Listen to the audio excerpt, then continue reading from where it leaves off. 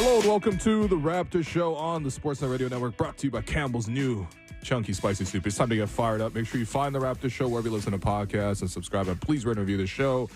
I'm your host, Wim Lou. I'm joined by co-host Blake Murphy. It is trade deadline day. It's already pretty exciting to all our viewers. Joining 10 us a trades little already. 10 already? Including yesterday. Okay. Yeah. Well, including 2 trades by the Raptors. So this is the thing. So we got 3 hours. We're going to adapt as we go. We got producer Amit Maan ready on the dials if he ever needs to jump in and update us with news so that we're not just staring at Woj and Shams' Twitter accounts all day. But already 2 trades that have already been made. Let's start with the one that was most recent.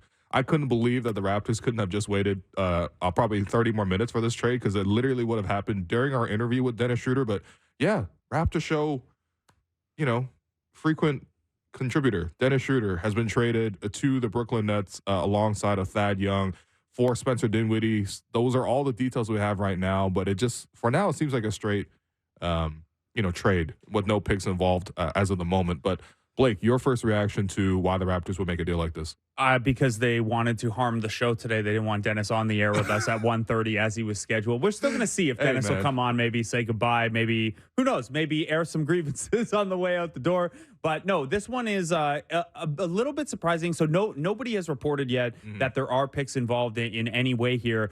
We had heard from Michael Grange that if Dennis were to be dealt, it would be seconds at most. The way this looks on the surface, with just Spencer Dinwiddie coming back for Dennis Schroder and Thad Young. A note that it was originally reported that Dennis Smith Jr. was also coming back to Toronto. That is not the case. Woj corrected his initial tweet there. So it's just Dinwiddie coming back. What this would do, other than creating a roster spot, is it would give the Raptors basically a mulligan on the $13 million they'd owe to Dennis Schroder next year. Now, you could certainly look at this and think, well, getting out of Dennis's $13 million for next year for free is not really, like, the value there isn't particularly special. You just signed him to this 2-year, $25 million deal this offseason. But that's basically it. Like, I don't think you're really interested in Spencer Dinwiddie for the long term. Maybe he plays backup point guard the rest of the season the way Dennis Schroder had been. But to me, unless there are more details to come, this is just a straight get out of Dennis's 2024, 2025, $13 million deal.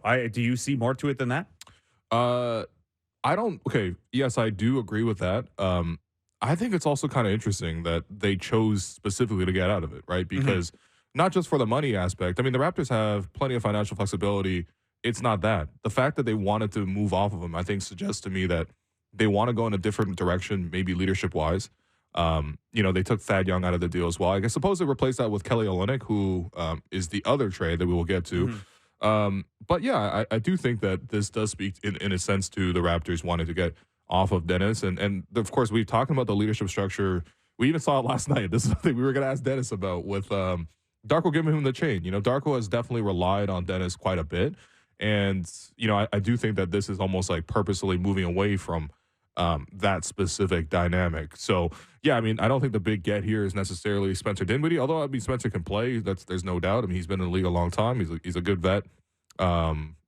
Interesting storyteller as well. Maybe we'll get him on the show sometime as well. But there is a little bit of weirdness around Spencer Dinwiddie's exit with Brooklyn here, where Jake Fisher had to clarify earlier today. Dinwiddie did not ask for a trade, but both sides are pretty happy this happened. And there's been Dinwiddie. I've talked to Dinwiddie over the years for stories. I actually, back in the Alfonso McKinney days, he really helped me out with an Alfonso McKinney story, because they had played together on the Windy City Bulls. So I'm all about a guy with G League roots. Oh my God! Less so with the the contract and Bitcoin of it all, but how's Spencer Dinwiddie coin going to fit under the cap? I don't know. We'll have to see. Okay. This does remind me though of December 1995 WCW Nitro, obviously, as you remember, Will. So Dennis is the last winner of the chain, right? In 1995, Alundra Blaze, who was the WWE Women's Champion, showed up on WCW the next night and dumped the Women's Championship in the trash. Wow. Dennis showing up for the next Nets game with the Raptors chain and just dump it in the trash. I took it home with me. I don't know. I don't care that much about this particular trade. It affects our show. It affects the cap sheet for next year. But really, this is swapping out a 2-year contract for a 1-year contract for a backup point guard that isn't a part of your long-term plans. The other thing, I guess, is like, given Dinwiddie's age and that he's expiring, maybe there's like a slightly higher potential that he would get bought out rather than just playing out the year. You still do need a backup point guard. But to me, this also signals that, hey, things like Dennis Schroder closing last night's game, things like you're always playing with one, maybe even 2 point guards on the floor. We might be back to the point guard for this team when Emmanuel Quickley is not on the floor, is more of a Scotty Barnes plus wings kind of look. Like, hey, RJ, you're going to handle a little bit. Kyra Lewis went out in the Kelly Olynyk trade, so there's not a third string point guard on the roster either anymore, unless you consider Javon Freeman Liberty that. So there's going to be a little bit more, point guard via wing. And yes, Ahmed, I know that PJ Washington has been dealt for Grant Williams and Seth Curry and a first.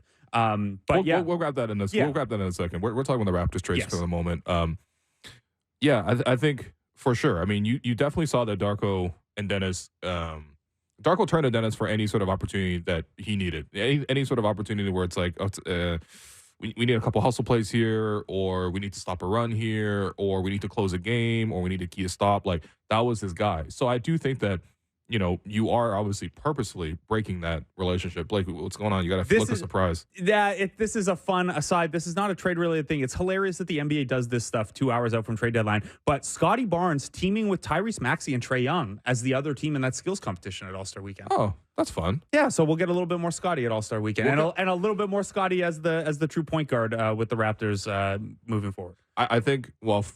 Sorry, I got an NBA alert on trade deadline day. I saw Scotty Barnes' name. I thought it was worth opening up. It was not. Yeah. No, it'd be good because we'll get more Scotty, Tyrese Maxey interactions, which happened remember there was the infamous moment where him and Maxey, had to hug it out after Scotty missed a whole bunch of bunnies. No, but I mean, getting back to the trade, I think that was a purposeful decision to move away from that dynamic. And then we'll see. I think with Darko, I'm sure he'll have to find other ways to sort of leverage his roster. We'll see if Spencer... Do you think Spencer sticks around? Like, is it like he stays the rest of this year? Do you think we buy him out in any chance? So, yeah, I don't think he's here beyond this year. He's a 30-year-old kind of backup combo guard. Okay. We'll see. Like, he's also one of those guys like Kyle that can't go to every team as a bio candidate because he makes $20 million. Okay. He would have a market, but I don't know if they're going to. I don't know. Like, maybe they'll stick it out. I mean, they don't have a backup point guard right now. Yeah, you're gonna need 18 players. You already have one roster spot opened up from this. Yeah. I mentioned last night with respect to the two ways. We're now past the point in the season where none of the two way guys can even max out their days. So like you have those guys available to you all season anyway. Maybe if there's like a G League guy or a subsequent trade where they really want to use that roster spot. But right now, I think it's probably likelier that he just rides the season out as kind of a backup combo guard. Okay. I mean, I don't mind. But yeah, I mean, this one was, would you say was a surprise? Was this a surprise to you?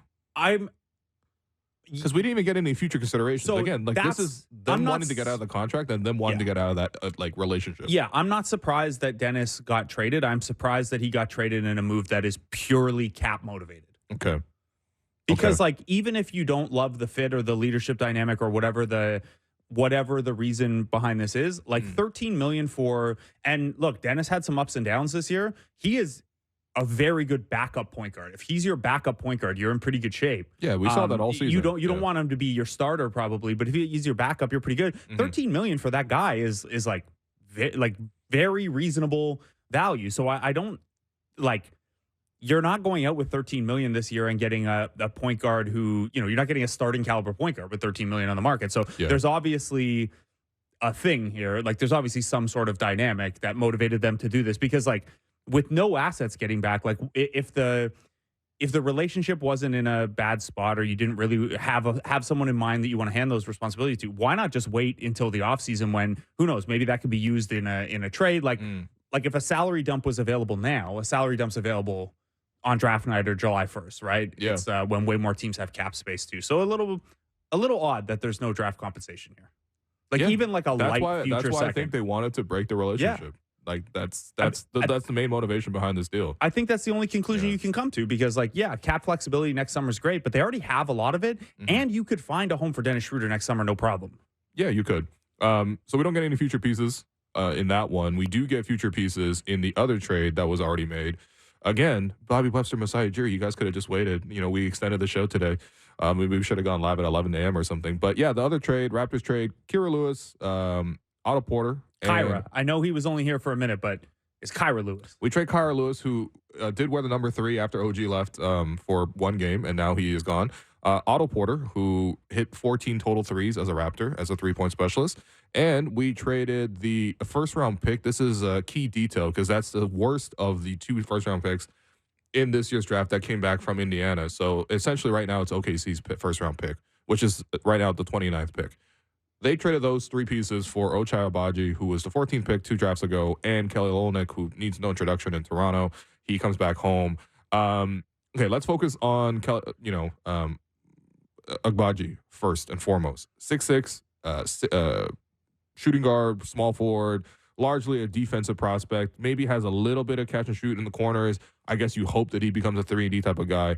Give me your scouting report right now on what we got back for Ochai Agbaji. Yeah, so I mean, I liked him a fair amount as a prospect coming out of Kansas. Okay. Weirdly, I thought he showed more offensively at Kansas than he's been able to show in these 2 years with Utah.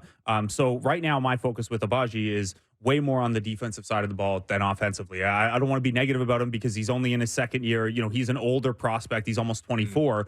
But there is, you don't want to write a guy off after only a season and a half in the NBA. But right now, offensively, he can catch and shoot a corner 3. He's hit above 42% on corner 3s both of his seasons. So that's an encouraging number.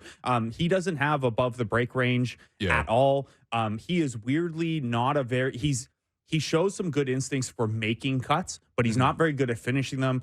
Very one-hand dominant. And then when you look at, what his face-up game is, if he has any attack a closeout out of the corner or anything like that, he dribbles less than basically any wing player in basketball. Like, it's part of that's Utah's system where so much of their stuff is oriented on catch and shoot and quick decision without the dribble, unless you're Jordan Clarkson or Chris Dunn. Like, even Lauri Markkanen, doesn't self-create a lot. But we're talking about Agbaji doesn't self-create at all. And when you look at his comparables in terms of how often do you dribble and stuff like that, Sadiq Bey is the only comparable in there who's not purely either an interior center or a pure catch and shoot only guy. So there's not a lot of offensive juice there yet. However, being able to catch and shoot out of the corner is a very important NBA skill, and he's shown he can do that. He showed he could do that at Kansas as well.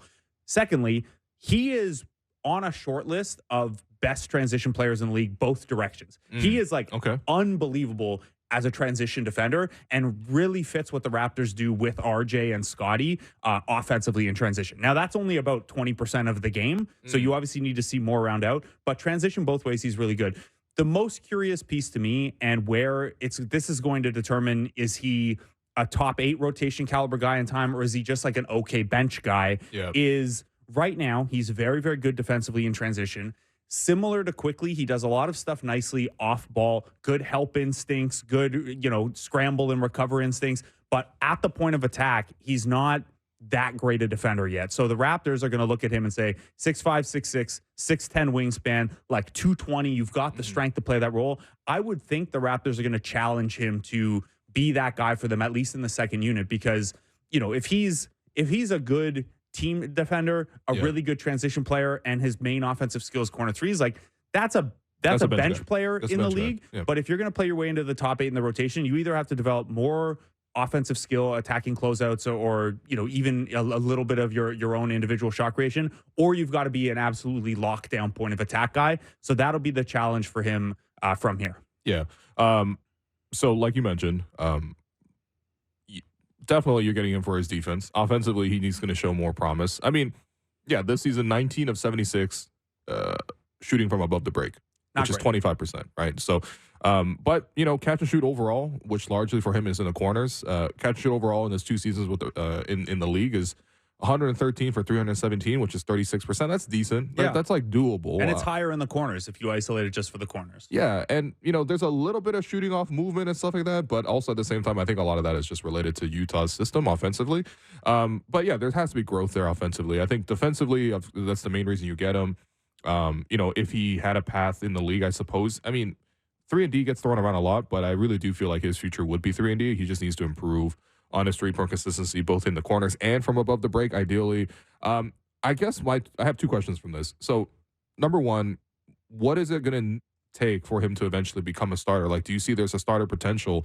And if that were the case, what are the things that needs to break for Ochai to get to that range? Yeah, I mean, I think this is an oversimplification. Like, he is worlds away from being this guy. Yeah. But it's the OG Anunoby model where your defense is so good, and even when the offensive package isn't there that much, you're just so reliable as a catch and shoot corner 3 guy. Now, OG is more than those things. Like, we're talking about one of the most versatile and one of the best defenders in the NBA, and we're talking about a guy who has hit, like 5-6 3-point attempts a game at a 38% clip for years now. Like, there is a huge gap for Agbaji to make up there, but that is the kind of model of how a player type who doesn't have a lot of self-creation to his game can stick as a starter. And it's got to be primarily the defensive end. And again, if you don't have the secondary offensive skills to create for yourself, you've got to be really, really good at that knockdown corner 3, because like even in the modern NBA, like being a passable corner 3-point shooter is not all that valuable, because like defenses already know, like they're already spaced out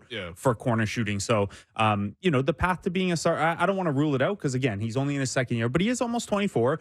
He did play at a major program. This isn't a guy who doesn't have and look, I know people will point out the Masai connection. Masai knows his father and things like that. His father's Nigerian, Masai knows but his like father, he grew up in the U.S. high school and college system. Like, this isn't a guy who got a late start and things like that. He has had time to develop. So he's gonna need things to come along offensively. And I talked to some Utah people, by the way. Okay. And I talked to Seth Partnow about this very, very briefly. But one of the, I guess, red flags for Utah, when they kind of not soured on him, but just like cooled off a little bit, is they gave him the reins at Summer League this year. So lottery pick heading into your sophomore year with a year of NBA under your belt. And he was not very good at Summer League. It's just Summer League. You don't want to take too much from it, but they gave him a lot more of that self-creation responsibility and a bigger role and stuff like that. And he didn't do particularly well with it. So maybe that's where Utah kind of got turned off. I like Agbaji. We can talk about the theoretical of giving up a first in a trade like this. But, a guy who was a lottery pick a year and a half ago, and you still have 2.5 years at like very cost controlled and stuff like that. I'm certainly fine with him as a second location, like see if you can get more out of him flyer. But I will turn it back to you. Is that more valuable to you than, say, the number 28 pick in this 2024 draft, where, it's a mystery box. It might be someone way worse. It might end up someone better, and you have 4 years of it instead of 2.5. Because that's what we can talk about, the Kelly Olynyk part of it. But to me, the prospect side of this is you turn the number 28 pick in the 2024 draft into a guy who was a lottery pick a year and a half ago and hasn't quite delivered on that yet. How do you feel about that framing and about that trade-off? Yeah, I think it has to be considered in the context of the Raptors having a lot of picks in this year's draft, which is something that they created for themselves through the OG Anunoby trade, which got them essentially the 31st pick, the first pick of the second round. Can't wait for Mark Tatum can't wait to sleep on for a whole night and then finally hear Mark Tatum announce who the Raptors are going to pick 31st with Detroit's pick.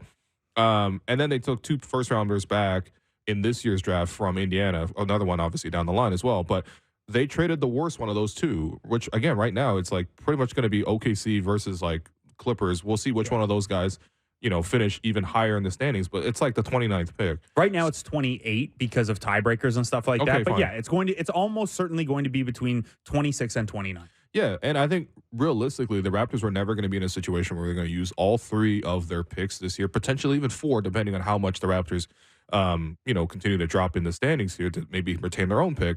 But it wasn't ever realistic for them to bring back all those pieces. On the flip side, I think for Utah, they're like, we can essentially reset and kind of like reshuffle the deck in a way. So it makes sense for them value-wise as well, especially because they got a deeper roster. So the Utah side of this, Utah side of this is pretty straightforward, right? Like they use a lotto pick on Agbaji. A year and a half in, they're not super enamored with it. They get to hit the reset button. The pick won't be as good, but look at where they are in the building hierarchy. So there's also the Kelly Olynyk element of this, where the Raptors get a center who we all really like. Everyone loves Kelly from his time with the national team. You know, when Jonte Porter got called up and you asked for a player comp, I'm like, I mean, they hope he could develop into a poor man's Kelly Olynyk. Like, stylistically, this is what you're looking for with this team. But he is also, older and is about to be an unrestricted free agent. He's turning 33 before the end of the season. What do you make of Kelly Olynyk's inclusion in here? Because I could see it as like, Well, you turned the late first into Agbaji, and you turned Otto Porter and Kyra Lewis into Kelly Olynyk. If you structure the trade that way, like neither side of it is that bad. But as a whole, the almost 33-year-old Kelly Olynyk coming back as part of this package. How do you feel about his side of the trade? Yeah. Immediately my thought was, is he a Thad Young replacement? And then boom, Thad Young gets traded about 30 minutes later in the separate trade to Brooklyn. But I like Kelly. I think he is a guy who can space the floor for you.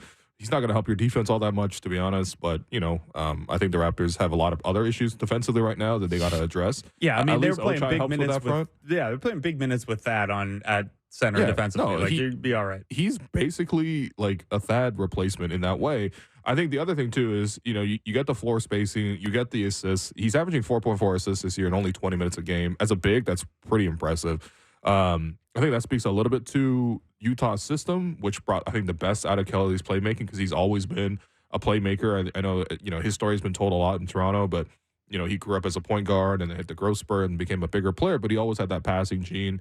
I think it fits a lot into what the Raptors want to do in Darko's system. They like having these spacing fives who can, distribute and assist. And, I think functionally it's not going to be too different from Thad Young. I think it's going to be the same strengths and weaknesses.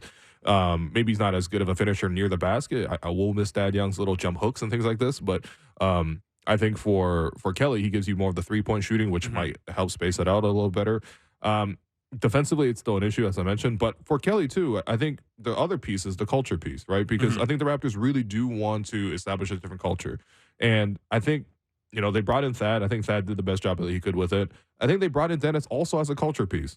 And again, that's why, for me, I'm like, it's interesting that they've already moved off of it for Spencer this year in the trade deadline, at the deadline. But again, hopefully we can get, Dennis on the line. This is like a prayer at this point if we can get him to still stick to that appearance. But regardless, Kelly is another guy who I think is going to really help the culture. I think that, he's just been a good guy wherever he's sort of been. Yeah. And, he obviously plays a big part for the national program.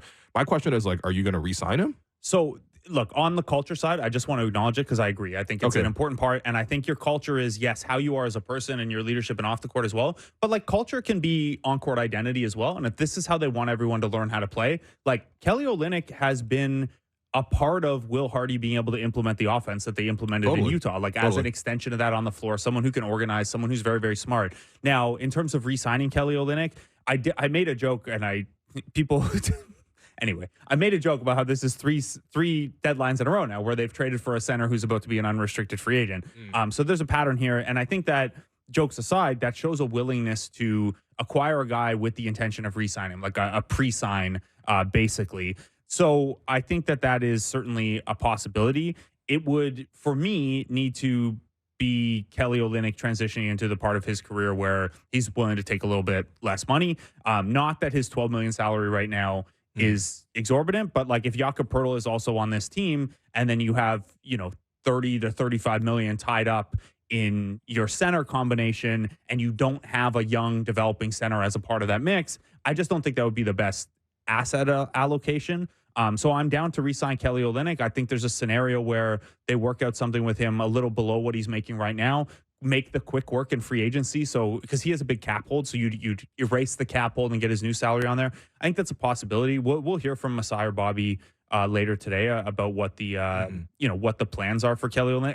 I guess until 3:00 buzzer hits, I don't want to talk too much about what's next, just in case there's another thing here, because, they would want Kelly, and Kelly's a good fit here on court and culturally. But there's also, we had heard that there were first-round picks potentially out there for Kelly Olynyk that Utah was looking for. So, sure. Maybe there's potentially more to come here, a bigger deal. I mean, they did get that first-round pick ultimately. Yeah. Yeah. I mean, they had it's just the 20th pick. is a part of it also. Yeah, exactly.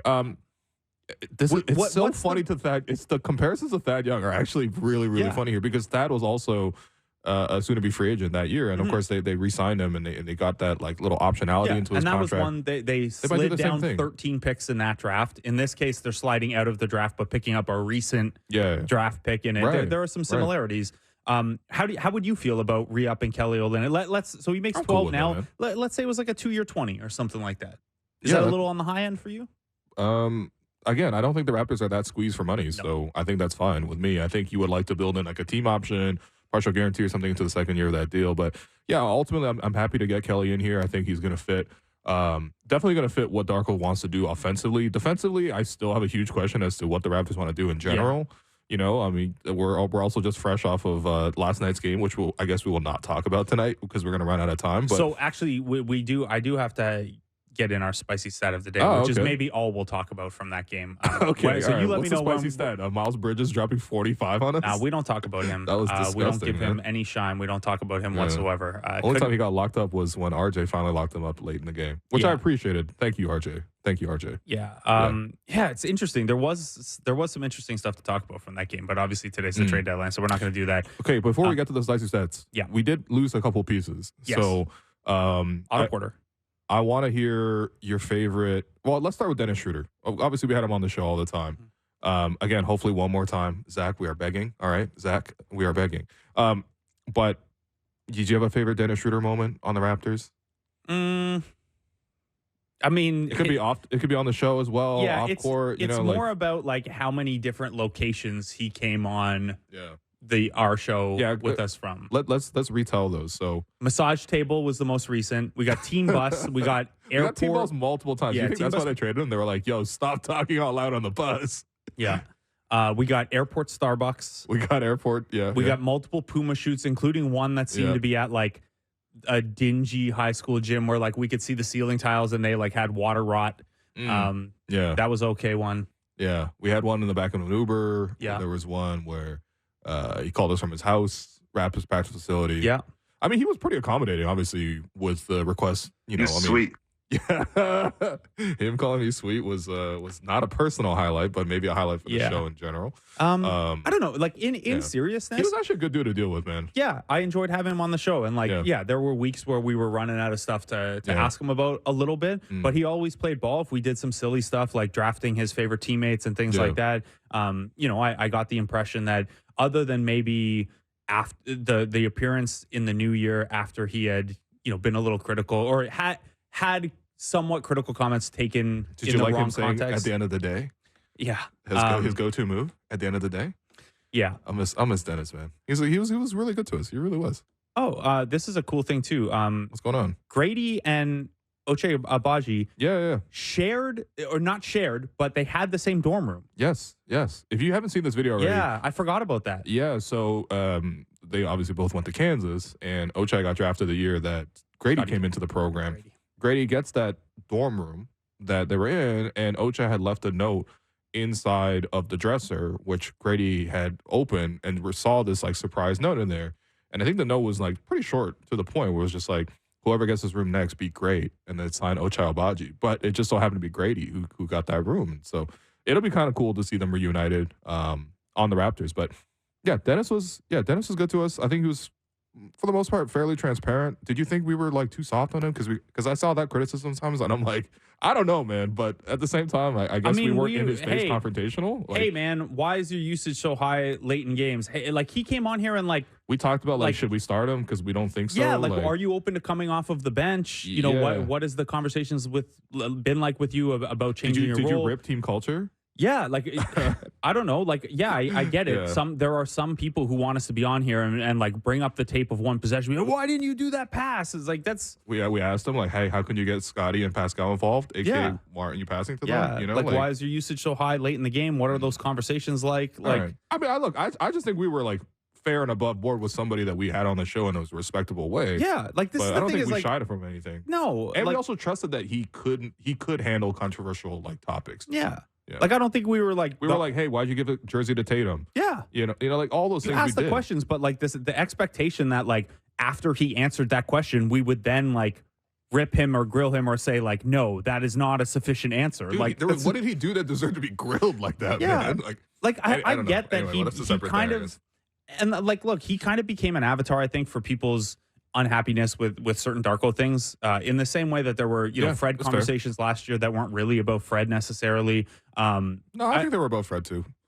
But you know what I'm talking about. Yeah, I do know what you're talking about. I think he became a bit of a Dude, we're never going to be happy with the point guards here, man. Unless they pass to Scotty, we're not going to be happy with the point guards here. That's just how it is. I don't even mean the Scotty thing. Like I tweeted last night, like, okay, like Grady's had a good game. Why isn't he getting minutes late? And we've talked about this. Like, he's played poorly and closed games and played well and not closed games. And then, I was getting replies about like Darko and Dennis's relationship with respect to that. So I think he became a symbol of something that's valid. That is valid. He was Darko's safety blanket with anything. Right. I'm just saying between the Scotty thing, between the Fred parallels, whatever, or just like being the new point guard who comes in, some of the upsetness with Dennis was not always about Dennis. It was about what that particular spot and decision represented. To where like I don't think it was like unfair to him or anything. Like, you're making $12 million and you're getting a starting job in the NBA and you have the ball in your hands late in games. That's the criticism that comes with it. I just mean that some of the conversation was sometimes not specifically about Dennis so much as, hey, this is a representation of some things I'm unhappy about with the way this team's being run. Yeah, this is not a conversation for trade deadline day, but I do want to talk about what do you think fans will ever get happy with media? In sports media, like I'm not asking for us to be everyone's favorites, but like just not getting killed every single day. But that's a separate question, not for today. Do you have a favorite Otto Porter moment as a Raptor? No. I mean, look, I did think it was funny early this year where like he'd play like every fourth game and they'd win his minutes by 10, and then he'd go back to not playing. I don't know, man. The Otto Porter thing, it's hard not to just like feel blah about him not being able to stay healthy for 2 years. I was pretty excited when the Raptors signed him because he was coming off his healthiest year in pretty much like 4 or 5 years, and he come off a championship season, comes to Toronto. They did an interview with Otto actually the day he got signed. That's when I also found out his agent was David Falk, and I was like, holy. That is your favorite Otto thing. That's Michael Jordan's agent. What? And I saw him, at the practice facility, got an interview. It was always nice to deal with a cool dude. Was supposed to interview him again today, or not today, but this year as well. We had discussions of maybe getting Otto on the show, and I had gotten tipped off that he was a big fan of the Rush Hour series. The fact that there was one road trip this year where he had binge watched all 3 Rush Hours, and I was like, oh, sweet. We're going to talk about Rush Hour. We're just going to, I guess we'll talk basketball too, but like just wanted to talk Rush Hour with an NBA player. I felt that was going to be a once-in-a-lifetime opportunity. And then, the Raptors started losing more and more, and, access started getting delayed and more delayed. But, Otto, I think in theory would have made sense, but just never was really on the court much. Again, the fact that he only made total 14 threes as a Raptor is wild to me. It's also like that's 2 seasons, 14 threes. Yeah, I think there's also like similar, not in the same way, but similar to what I'm talking about with Dennis and like his roster spot and his role representing, more than just himself. Otto as the guy they spent the mid-level on the year before, 29 years old, coming off helping a championship team win. I do feel like he kind of became like a spiritual avatar for like, hey, they kept making win now moves while they were also trying to develop. Now, the opportunity cost of that one wasn't very high, 2 years, $12.5 million. But yeah, what about Thad Young?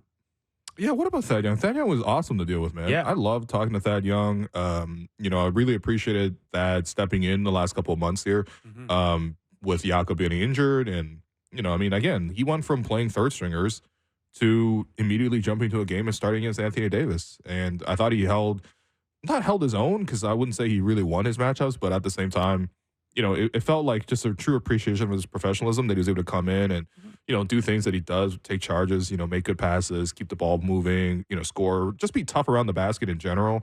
Again, undersized, playing a position he shouldn't really be playing, and typically speaking, he wasn't in the rotation. But, I think the biggest thing with Otto is I think, unfortunately, the first trade that brought Otto in, there's so much talk about it because the Raptors moved down in the draft. They lost the opportunity to draft Walker Kessler, who would look really good as a Raptor right now. And, of course, that led to eventually more trades and Jakob Poeltl coming in. We've been down that road a million times. I think that's out of Thad's control, though. Like, that's not up to Thad.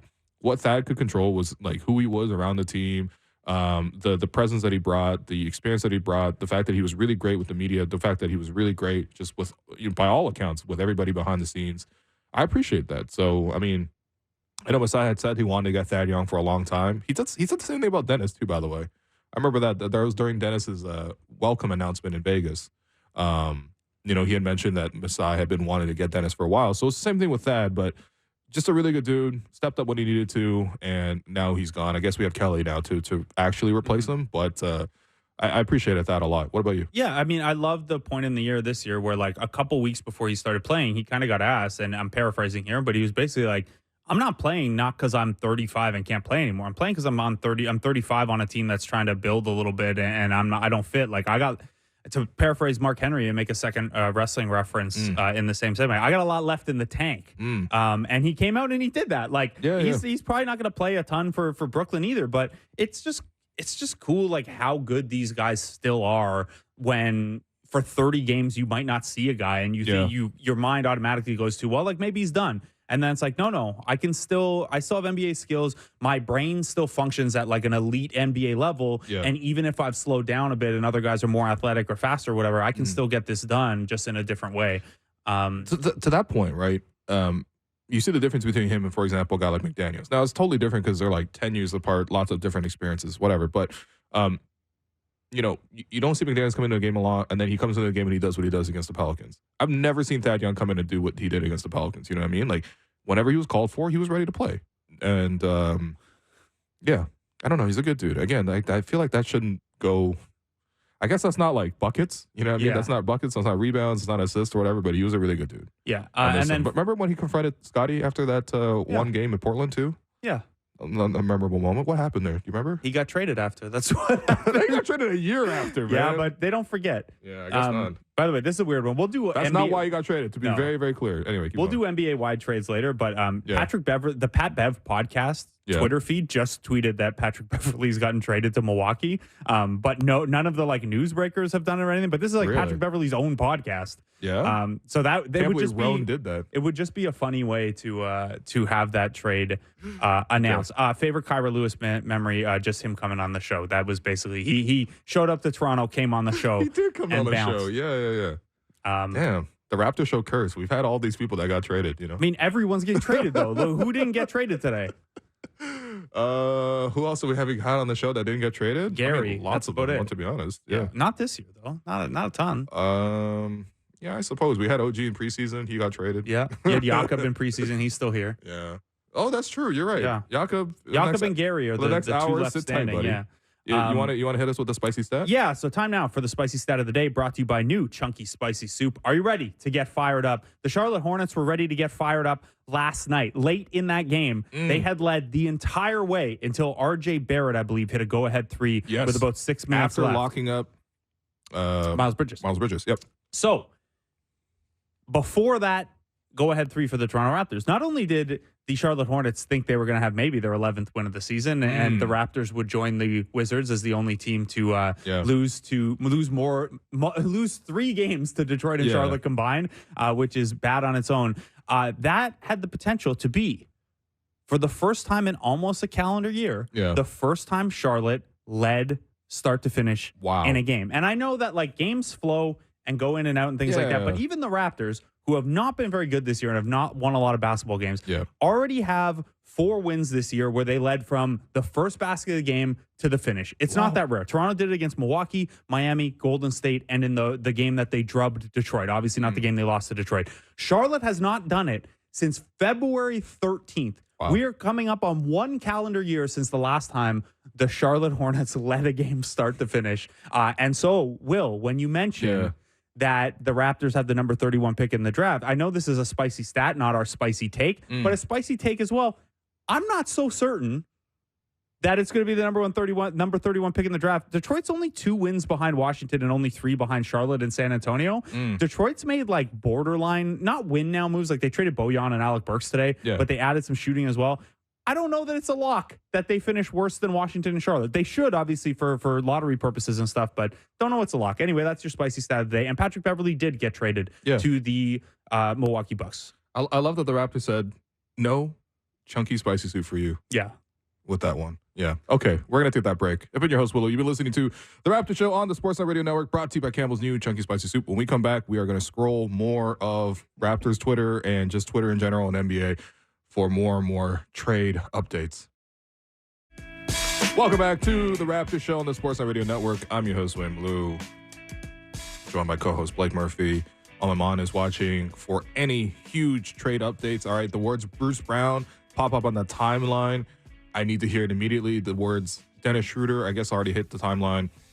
Chris Boucher, Gary Trent, anybody else on the Raptors, let us know. But yeah, in the meantime, we're reacting live to the NBA trade deadline. We have right now an hour and 15 more minutes until 3 p.m., which is when the deadline will be. But yeah, Blake, what's going on, man? What's on your mind? Yeah, so there were lots of trades outside of just the Raptors moves today, and we'll scatter them in throughout the today. We're also starting to see some guys get waived. Killian Hayes just got waived. Harry Giles III, another one of my, like, not a guard, but a Chris Dunn all-star of a guy who, like, I just want to see him in the G League for 10 games. I could fix him.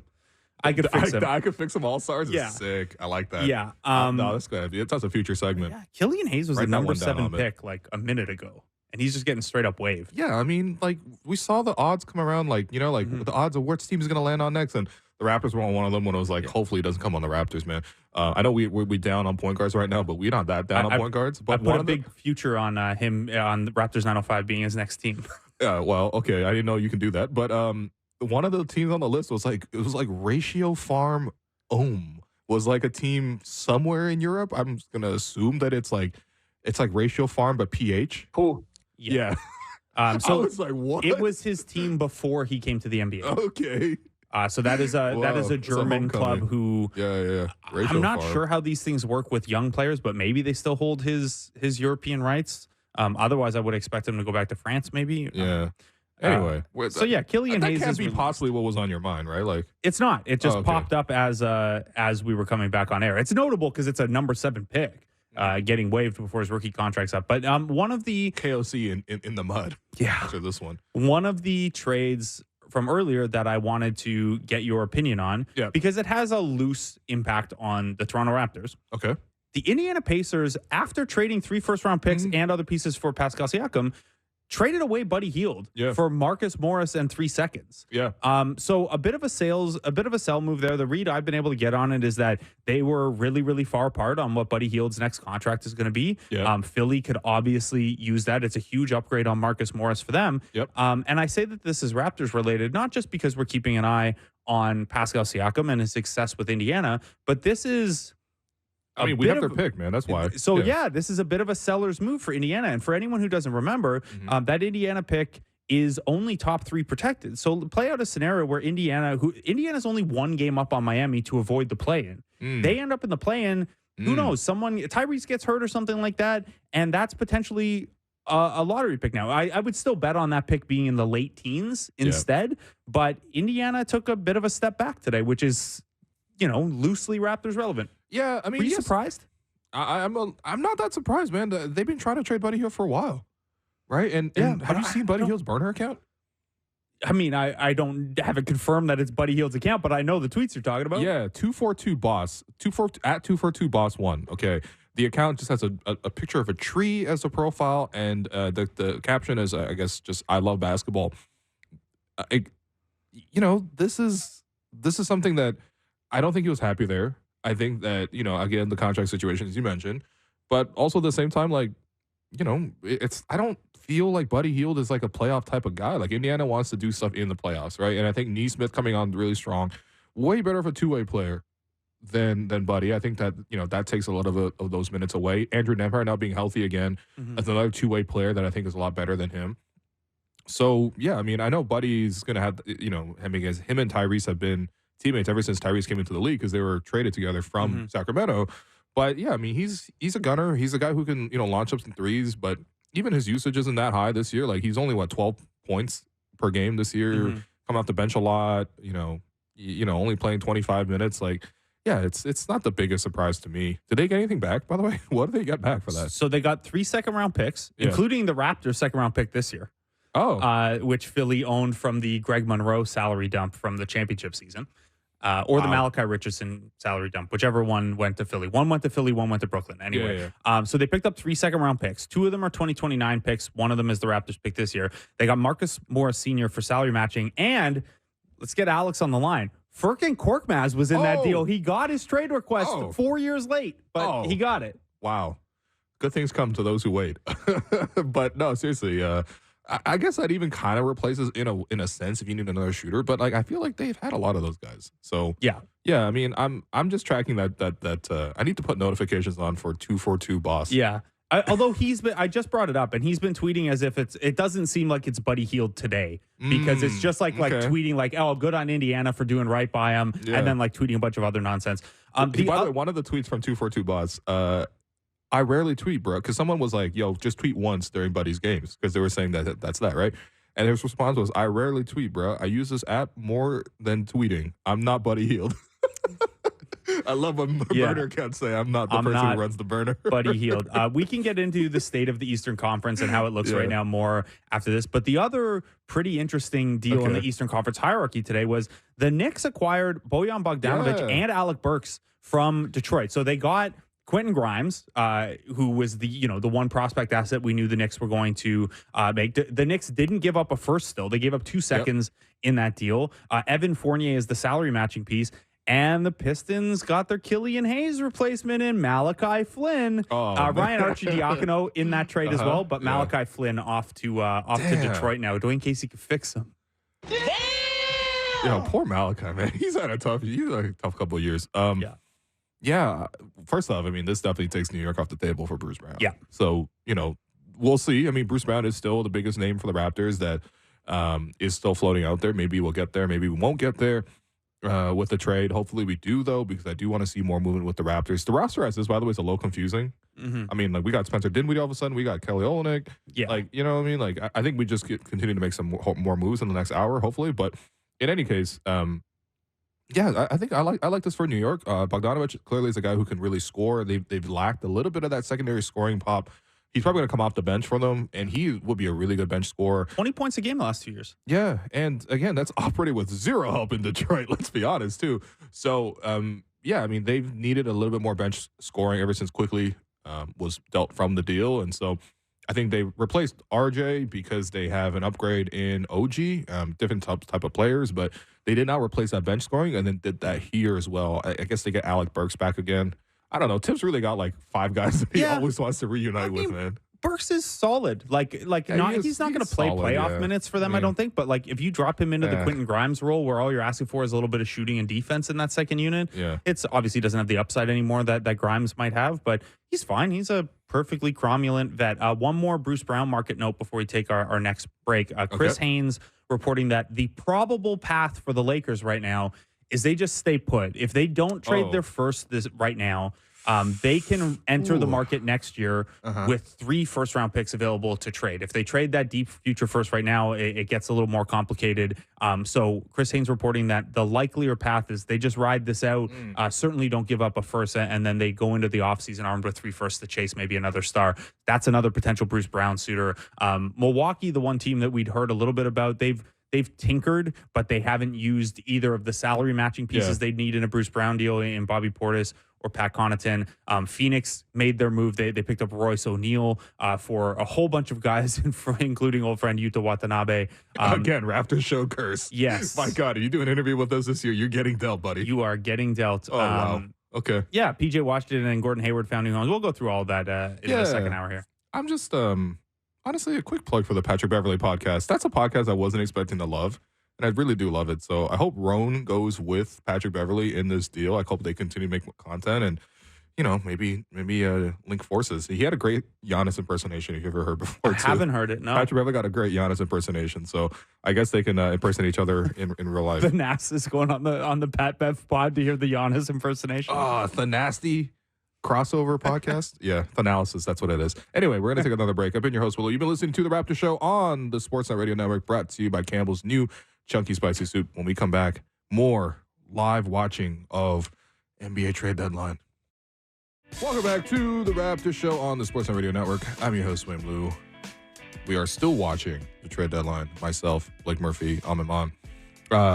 One thing I was made aware of during this break, Thad Young's legendary crossover on Joel Embiid. Remember when he dropped him? That should be mentioned, all right? And also, I feel like, thinking back on it, we're a little, at least on the court, Dennis, I thought, played really hard. Yeah. Even last game, he was diving around for loose balls and stuff. Yeah. Appreciate Dennis, all right? It wasn't just about the Raptors show. It was also about what you do on the court as well. But the Raptors move on. Other pieces have moved on as well, Blake. What are some of the other massive deals? There are no massive deals, to be clear, but there's like some minor-ish deals. Yeah. So, I mean, I think we covered the two big Eastern Conference ones, which is that Indiana sold on Buddy Heild, and he's now with the Philadelphia 76ers. By the way, there was also a statement from 242 Boss. Oh, yeah? Yeah. What was it? Just they were grateful that that Buddy Heild was that he was 242 Boss was grateful that Buddy Heild got traded to a contender. Yeah. So, if anyone missed it yesterday, the smaller ones were Simone Fontecchio going to Detroit for Kevin Knox and a second. Memphis traded Xavier Tillman to Boston for a pair of seconds and Lamar Stevens. Right after we went off air, Detroit actually got the Dennis Schroder trade that I had thrown to you from Minnesota, but for Monty Morris. They traded Shake Milton, Troy Brown Jr., and a second for Monty Morris. So basically exactly what I told. I just 2030 second round pick. 2030, man. That's that's like a sixth grader right now. Yeah, man. Wow. Somebody from second period algebra has been acquired by Minnesota or Detroit, I guess in this case. So another trade that happened, maybe a little more notable than that one, was another one that I threw at you was basically Chris Boucher for Richaun Holmes and a second to turn, in that case, Dallas turns Richaun Holmes, who isn't playing, into a center they might use. They did that same trade, but they did it for Daniel Gafford from Washington. Gafford, a nice stopgap backup center for Dallas. What was this? Yeah, I don't know. It happened earlier today. Huh. Holmes. I guess I shouldn't say it's a second. It's draft compensation is all we know right now. Wow. I assume it's only 1 second. Given CBS Sports, man, the trade tracker was not updating with that one. Yeah, well, Daniel Gafford to Dallas, so you can react to that one. That's a good pickup. Yeah, it's not bad. Dallas also anybody who can catch a lob and do some kind of rebounding around Luka is already a good pickup at the center position. So. Yeah, I wouldn't even be surprised if he actually started some games for them in the playoffs. So that was Dallas only had 3 picks available to trade this year. They had 1 first they could trade in 2 seconds. So we assume one of those seconds is going out in the Richaun Holmes deal. The other trade they made is they picked up PJ Washington from Charlotte, who we got to look at last night. Nice bench piece for Dallas to pick up. It cost them, though, Grant Williams, Seth Curry, who's basically just salary filler at this point, and a 2027 first that'll be top 2 protected.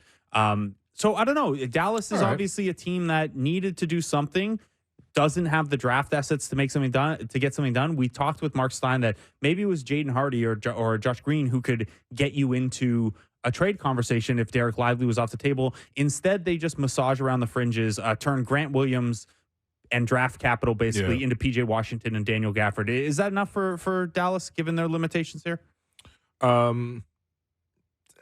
Man, I don't like the first round pick being included in this, but yeah, I mean, I understand. Grant Williams is not working out, and by all reports, just a mad, annoying person. So yeah, you ship him out. You get PJ Washington. I mean, we saw PJ last night. He's a solid player. He got some ball. Can do a couple of things offensively. I think that really gets lightened when you play with Luka and Kyrie. Like they're gonna create most of the action, and so you just need to be able to knock down, maybe run out in transition and finish. And he's on a nice contract. I know Zach Lowe was pining for him to get traded to a good team, so I guess that did ultimately happen.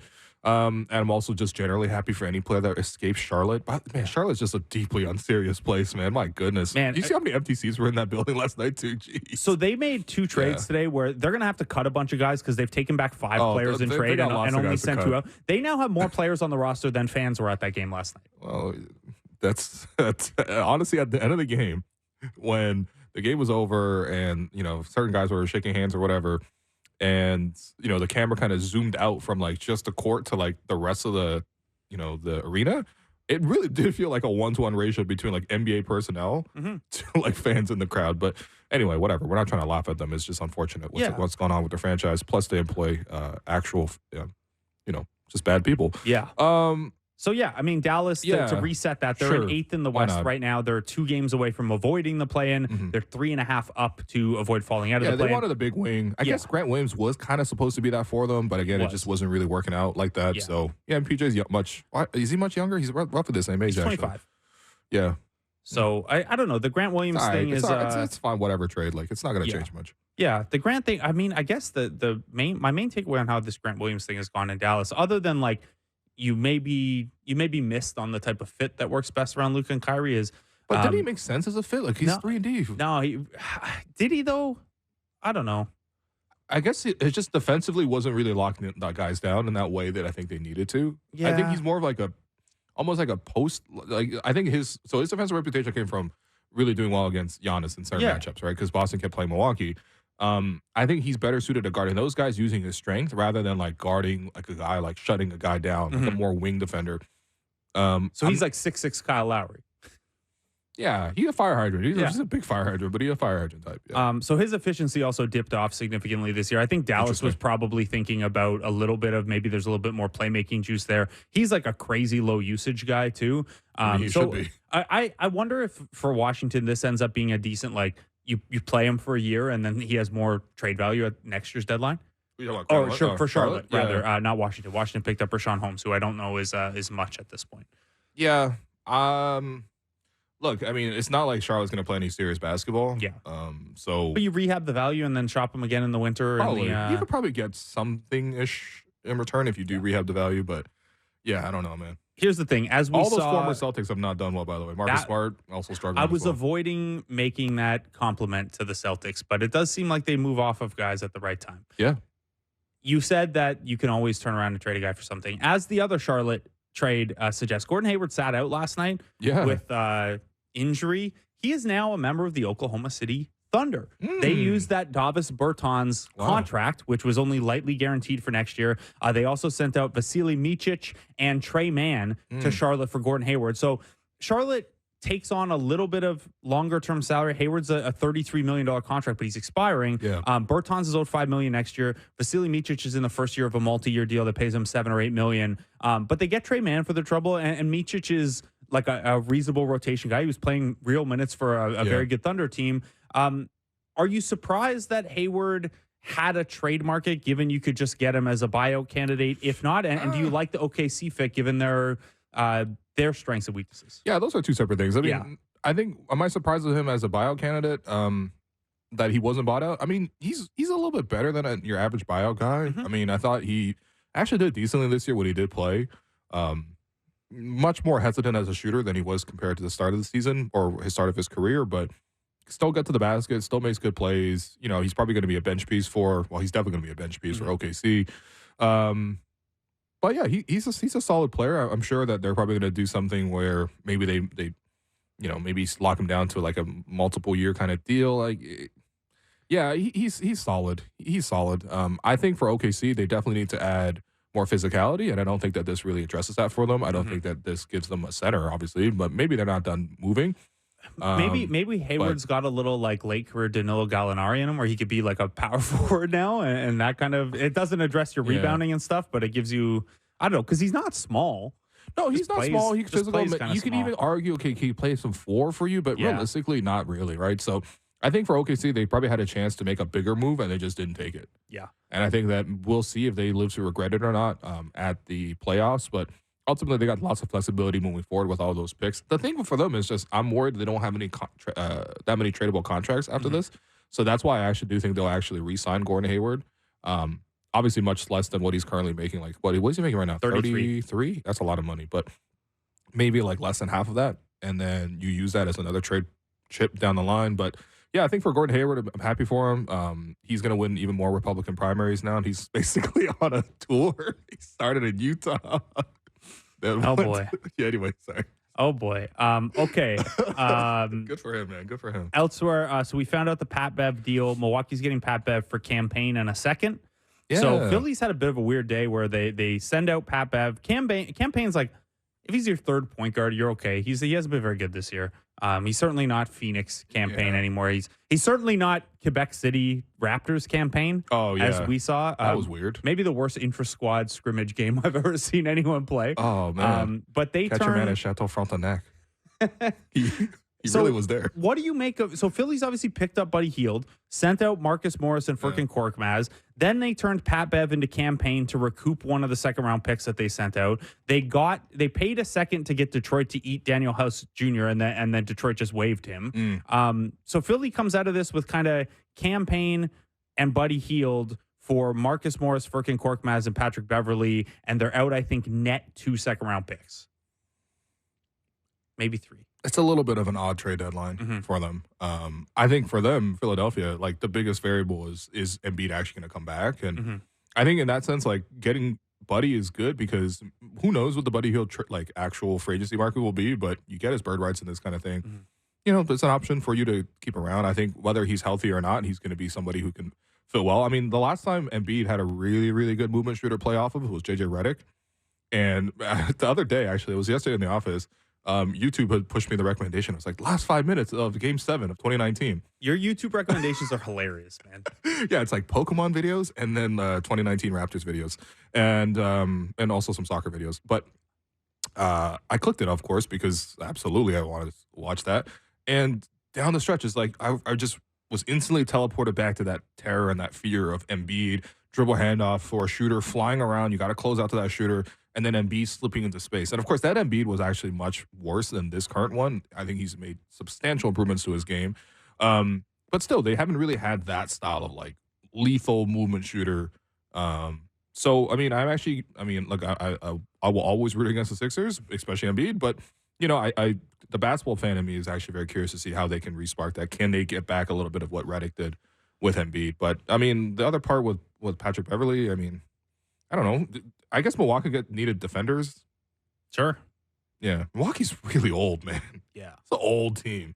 So I want to revisit that. What do you think? Yeah. So I want to revisit the kind of contenders that haven't done much yet. But I had one contender left to throw at you that has done something. Phoenix kind of used their one move to get Royce O'Neal. And we're still waiting to hear the exact specifics that'll come down. They picked up David Roddy in the deal too. We know Utah, Keita Bates-Diop, Jordan Goodwin, Chimezi Metu are all outbound. There was some talk of whether Nasir Little was in there or not. The Suns have like insane luxury tax, so maybe they'll look to move somewhere else after as well. But is that, I guess let's use this to start on the, have they done enough here 45 minutes out? Phoenix was hamstrung with contracts, but is Royce O'Neal enough here? I mean, another wing, a guy who I could see being their closing 5. He's small though, man. Like he's only 6'4". Like I know he plays bigger, but he's 6'4".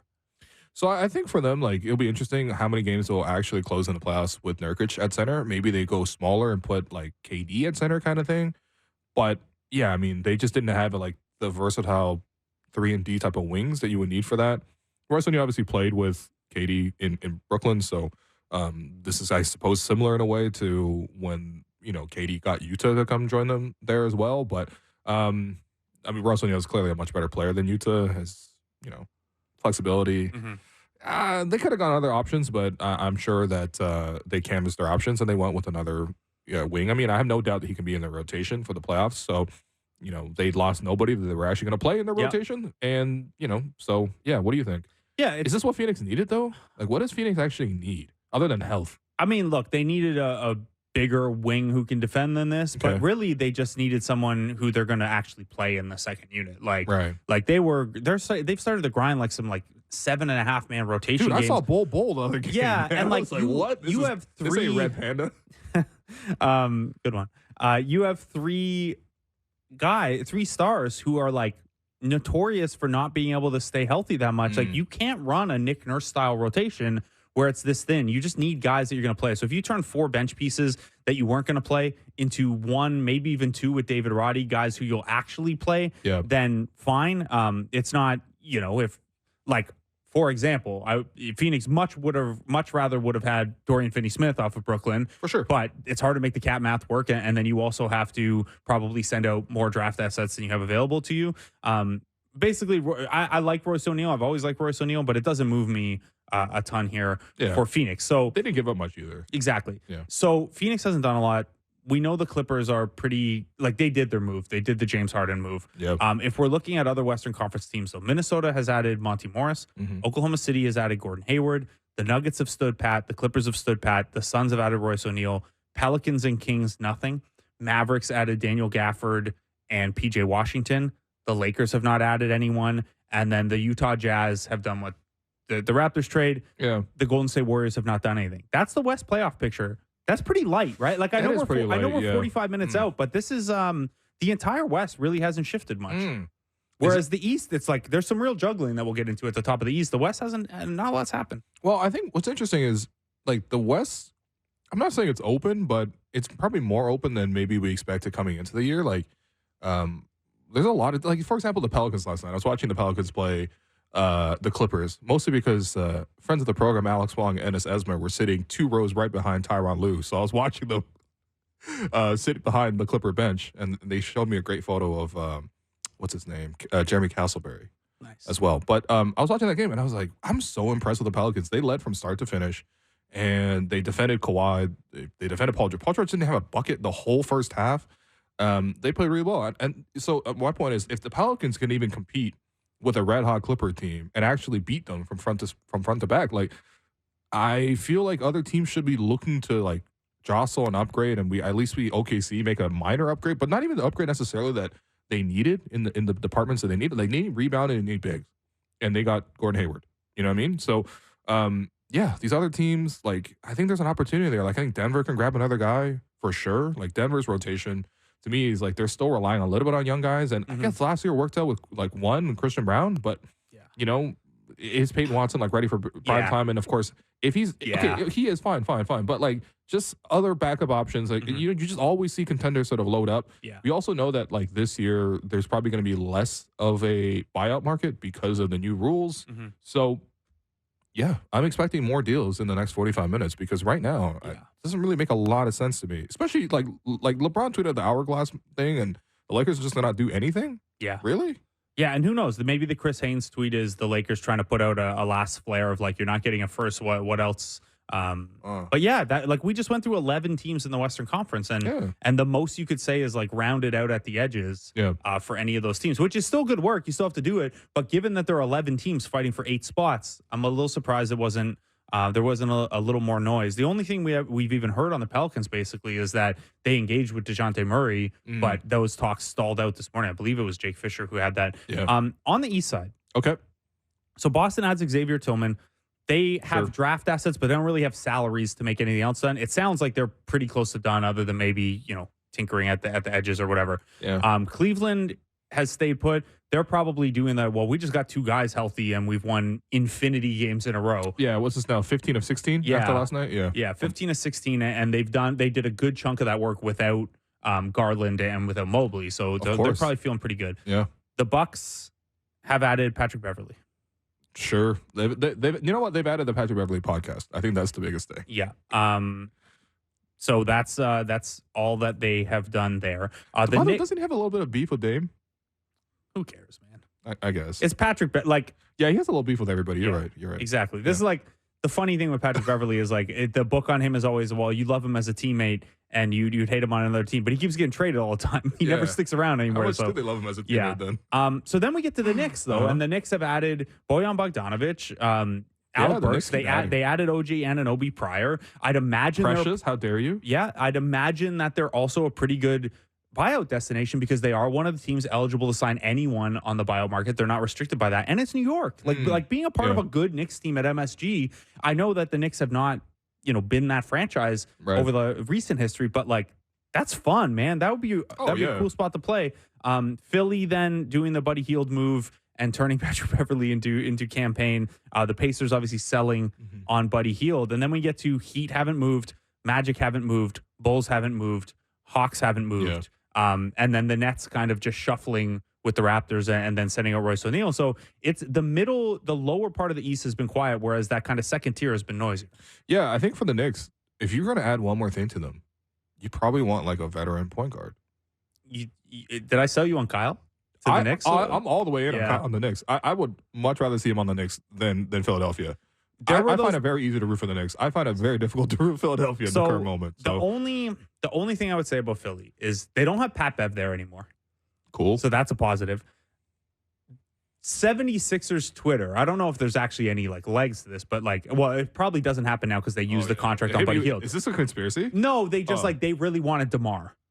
They really wanted DeMar. Like use Marcus Morris's contract to make the math work to get DeMar. And then if Pat Bev's out and DeMar's already there, then I could get with Kyle signed there for the Kyle DeMar bench reunion. For sure. But as it is, I like the Knicks as the best landing spot for him. Well, because that's the thing with the Knicks, because I'm not looking at it now because they've restocked so much of the roster this year.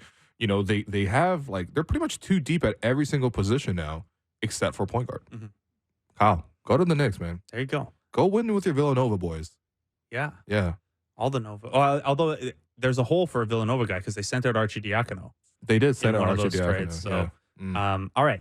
It's a little quiet right now. I think that might be okay because they have the other two. They got all the other Villanovas. Elite Villanova point guards in history. Yeah. Okay. Do you want to take the break early? So, it's all quiet right now. We got to get one more break in before the actual deadline at 3. This way we get out of the way and we can just kind of watch Twitter live on air. Okay, good. So, let's take that break. I've been your host, Willow. You've been listening to The Raptor Show on the Sportsnet Radio Network, brought to you by Campbell's new Chunky Spicy Soup. NBA executives, please make more trades. Welcome back to The Raptor Show on the Sportsnet Radio Network. I'm your host, William Lou. During the last 5 minutes that we broke, no new NBA trades. Unbelievable. I can't believe the biggest name traded today will be like, who's the biggest player traded so far right now? Blake Murphy, co-host with The Raptor Show. Buddy Heild? Buddy Heild? Come on, man. Right? I guess. Come on, NBA trade deadline. We need more fireworks. There have been a lot of trades. Yeah, but it's a lot of yeah. All right, like Utah's changing teams. Congrats. Yeah, if we include, there have been 10 so far today and 3 yesterday. Yeah, but so volume, but not looking for a big piece to move. You know. Yeah, I'm looking for a mid-tier piece to move. Maybe a championship contending piece. You know. I'm enjoying all the banter. Buddy Heild, Bojan Bogdanovic, Gordon Hayward. Yeah, those are probably the biggest names that moved. Has there been a starter? Has a contender acquired a starter yet today? I mean, not a surefire starter. We might see Royce O'Neal start or something like that. Yeah, or PJ Washington start. Like I don't. Yeah. But no, not anyone who's like a surefire. Like a handful of guys who are going to be in a top 8 in a playoff rotation, which is like a good cutoff. Philly probably starts Buddy Heild, just given how many injuries they have right now, how badly they need offense. They've also they've quietly dropped 7 of 8, I think. Yeah, they've been struggling. Yeah, and of course Embiid has been missing time, but and Max. And Maxey, for sure. Not struggling, by the way. Just a quick shout out to the Canadian senior women's national team. Hey, how they doing? They started their Olympic qualifying today, or the latest round of Olympic qualifying today. They're currently up 55-39 on Hungary with 7 minutes to go. This is only a 4-team, 3-game tournament. Yeah. So and they got to take this one, too. Yeah, so if Canada wins 2 of these games, they qualify for the Olympics. If they win 1, then we're starting to look at potential tiebreakers and stuff like that. But so good start here. They're up 16 on Hungary with 7 minutes to go rather, and then they will play Spain tomorrow and then Japan on Sunday. And if they win, if they win 2, they're a lock. If they win 3, obviously they're in, and if they win 1, we get down to tiebreakers and point differential and stuff like that. So good start. By the way, I just gotta say, Canada basketball produces really good social content. Yeah. Shouts to a friend of the program, Muwad. I know you're not listening, buddy. I know you got a lot. He's probably watching the game, yeah. He's definitely watching the game. Not even our own internal people are listening because that game is on a different Sportsnet channel right now. That's right, yeah. If you want to just go there until you see the Woj update and then switch back to us, I'm cool with that. But, okay, so I think maybe while we have this slight moment of pause, I just want to look at, who's actually left on the Raptors and sort of like where we are currently. Because we obviously had moved a lot of pieces this year. The OG Pascal trades that happened a month back now almost for OG and for Pascal a couple weeks. But yeah, no more Thad Young, no more Dennis Schroder, no more Otto. I suppose was he ever there? And so what do we actually have on the roster now, Blake Murphy? So I mean, it's not all that different.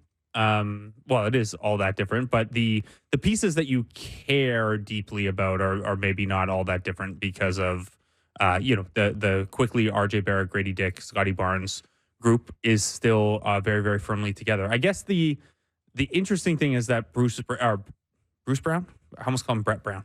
No, Brett Brown's not here. Bruce Brown and Chris Boucher are still on this team. Yes, which is a little interesting. So we can. I mean, look. Let's break it down. Do you want to break it down like positionally? Raptors playing the Rockets tomorrow. Okay. Who's our backup point guard? Spencer Dinwiddie or Javon Freeman Liberty or Garrett Temple. Okay. Who is our backup center right now? Jonte's Kelly Olynyk. Maybe in or out. Okay. Kelly Olynyk. All right. Jonte Porter's still banged up. Chris Boucher's still on the roster. Chris Boucher's still on the roster. We'll see if Darko plays him. Yeah. So the way, okay. So they have 17 players right now. So they have an empty roster spot. Who knows? Maybe Justice Winslow gets a look. You probably aim a little lower than that, given the spot you're in the franchise. But if you went to the G League level, that's who you'd be looking at there. So on the guard side, quickly Dinwiddie, Temple, and then Javon Freeman, Liberty, and Marquise Noel from the G League on two ways. At the kind of guard/wing, RJ, Gary Trent Jr., Bruce Brown, Grady Dick, Ochai Agbaji. And then in the kind of forward/wing, Scotty Barnes, Jordan Nwora, Jaden McDaniels. And then in the big pile, you have Jakob Poeltl, Kelly Olynyk, Jonte Porter, Chris Boucher. So to me, I feel like there's still like too much competition on the wings. Like, you know what I mean? Like, does Agbaji even play? I mean, if we have Bruce Brown, like Bruce Brown is a better player. I mean, if they want to shift the development, that's a different topic, right? I suppose, but Bruce Brown's too young still. Like, if he's on the deadline, if he's on the roster past the deadline, he's playing. You're not okay. Like, so then when you you're gonna have a very unhappy 27-year-old Bruce Brown, right? And you're gonna be potentially harming the value of that trade chip in the offseason if he's still on the roster past the deadline and you're not playing him. Like, maybe he doesn't need to play 27 minutes a game, but you're still gonna be playing that guy. No, but the roster as this, man. Like the roster as this right now. I'm just like, have we achieved the goals of creating more minutes for younger guys to come in and play? Like, is Ochai going to get minutes? Is Grady going to get minutes? Yeah. So this right? is Nwora, if you want to consider him, like if you like him, for example, and you want to get him more minutes, have we done that yet? And my answer is no. Okay. So you have quickly, I guess some of this also depends on, are you willing to play lineups where there's not a true point guard on the floor? And Scotty Barnes is the de facto point guard, because I'm totally willing to do that, but I don't think Darko's done much of that at all okay. year. He hasn't, but like, this is the only way to create enough minutes on the wings is to, hey, okay, Spencer Dinwiddie's not actually the backup point guard. Those 12, 15 minutes a game are going to be Scotty and bench, or, you know, you're going to have Gary and RJ and Bruce Brown and Kelly, and those guys are going to share the responsibility. That's going to be the kind of dynamic there. Because, yeah, you're right. Like I named, there are 7 wing/forward types, like 2 guard to 4 guard to 4 spot guys that you would want to get minutes for: Barrett, Trent, Brown, Dick, Agbaji, Barnes, and Nwora. And like, you can have different preferences. Like, you could say, I'm not that interested in seeing more of Jordan Nwora or whatever. But those are the 7 guys you could make a case for. I'm leaving McDaniels out because I think I've seen enough for this season at least. Yep. And then in the guard spot, Quickly's the only guy I really care. I would like to see Javon Freeman Liberty get a shot at some point, given what he's done in the G League. Okay. But Quickly's the only one who's like a surefire piece of the future.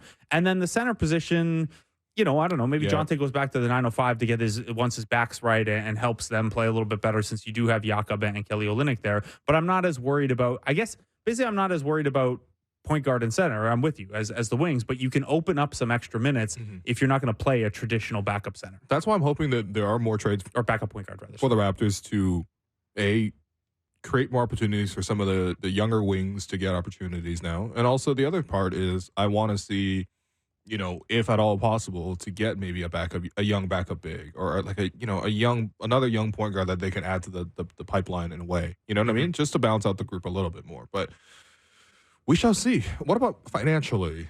How are the Raptors looking after all of this?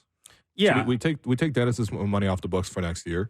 Yeah, so we likely re-sign Kelly, so that's probably a wash. And then Agbaji has a little bit of money owed to him for next year, but not a significant amount. So I haven't updated the spreadsheets yet because we've been live on air as all this stuff happens. But heading into these moves, the Raptors could have pretty comfortably gotten to $36 million in cap space. They'll have a little bit more flexibility around that now with Dennis Schroder outbound. And you know, so if you wanted to get all of that, you're talking about trading Bruce Brown or declining his player option. You know, maybe you either not do that, man. You either re-sign Kelly really quickly, or you renounce him so the cap hold's not on there, you clear the space. But the way things stand right now, assuming you could find a market for Bruce Brown, which I think you could, as long as the asking price, you could always lower the asking price and so, or you decline the option, whatever. But you could get your way into like $50 million of cap space.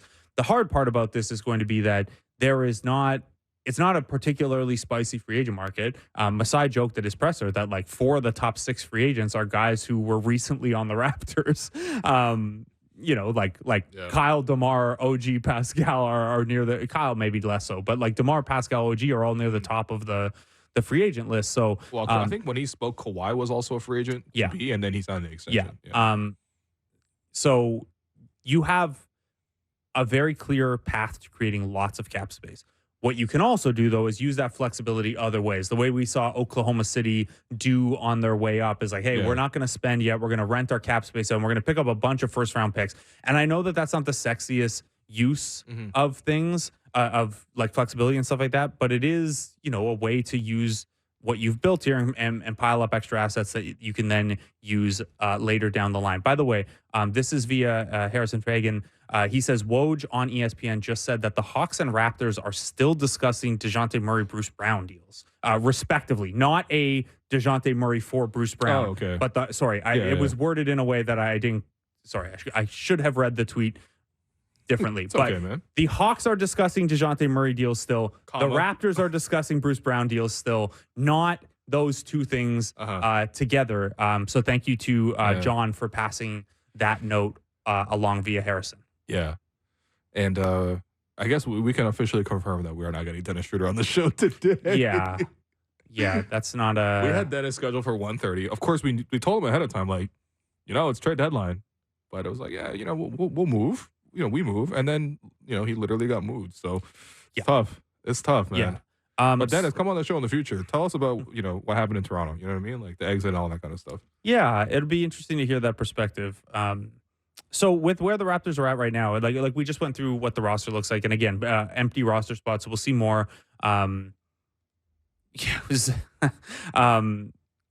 Okay, so there are 25 minutes still. And we've seen there be a flurry at the buzzer before. When you and I covered the trade deadline together at the Score in 2015, there were like no trades until 2:40. And then there were, I think, if I'm remembering right, 12 trades in the last 20 minutes. That's what I'm hoping for right now, baby. So there could be more chaos coming. Okay, so in terms of where the Raptors are building and where they're going. Sure. Adding Kelly Olynyk and if he's going to stick around, like where is... Let's fast forward to draft time or use that cap space that we just talked about or whatever, or the next trade. Is there one position over the other that you're like, this is where they need to adjust? Because I'm of the mind, and I think you mostly agree, that like getting talent in the door is the most important thing right now. But when you look at this, like, hey, there's a wing log jam, there's a little more freedom at point guard, and then center's covered, but it's covered by, non-prospect guys. How are you feeling about, where the next piece next to come or where the next step needs to come relative to what's already here? I think there's lots of opportunities for the Raptors to continue upgrading. I think that I like the Ochai pick because if he pans out and he becomes like for example, do you think he become a Danny Green type of player? I mean, that's probably on the high. Like Danny Green was a very, very good 3-point shooter. Okay, yeah. I mean, the hope is maybe he gets to that level. You know what I mean? Like if he can be that kind of player, then all of a sudden your wing rotation of like Scotty with RJ and then again a really, really actualized version of Ochai, like maybe that might be enough for you, like rotation wise. I still feel like again a young big would really help.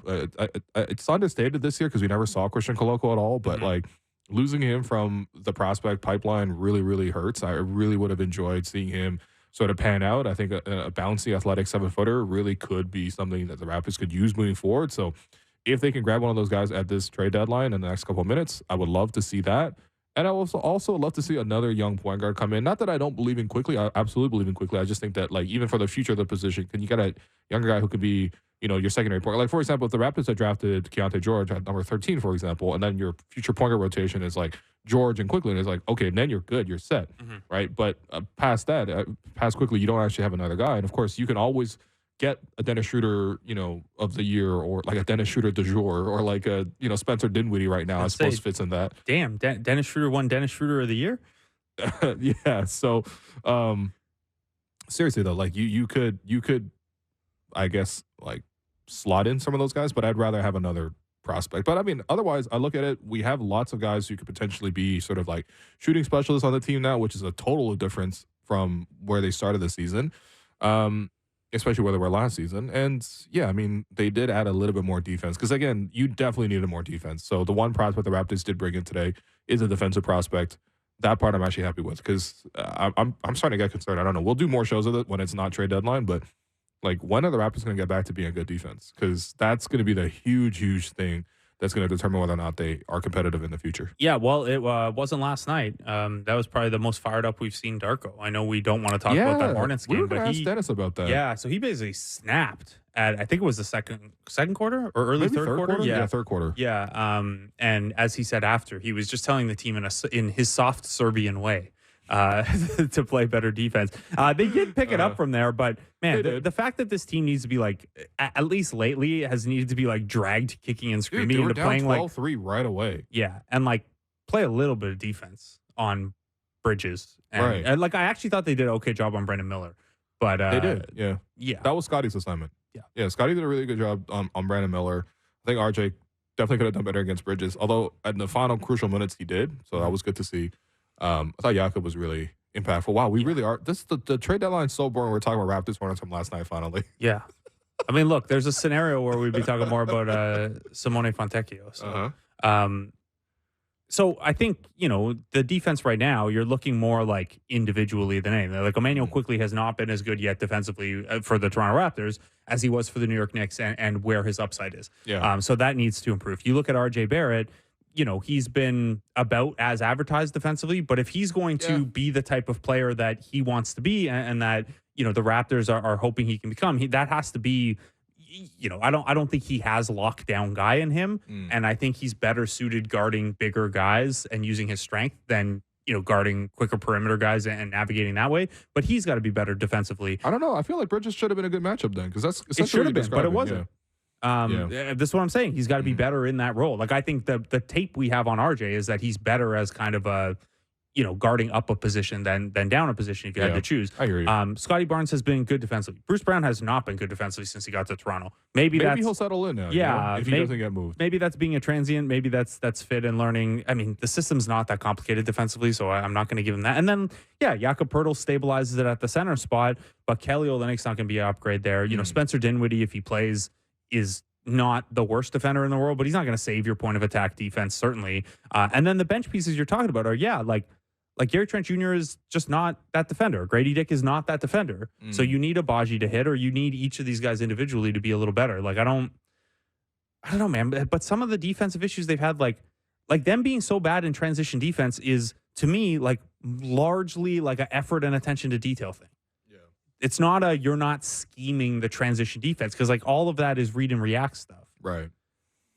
Well, I mean, I hope that they find some way to lock in. I mean, I don't know. I think a lot of that is buy-in. I think a lot of that is get more time to practice. The Raptors very much, especially with how many trades they made and how much they've been on the road, they've just had their 2 longest road trips are finally over now. They actually get to play some home games, get to practice, take the break. Like, they kind of need to regroup. Like, remember when Darko was talking about we're essentially having another mini training camp. Like, they're about to have another mini training camp now.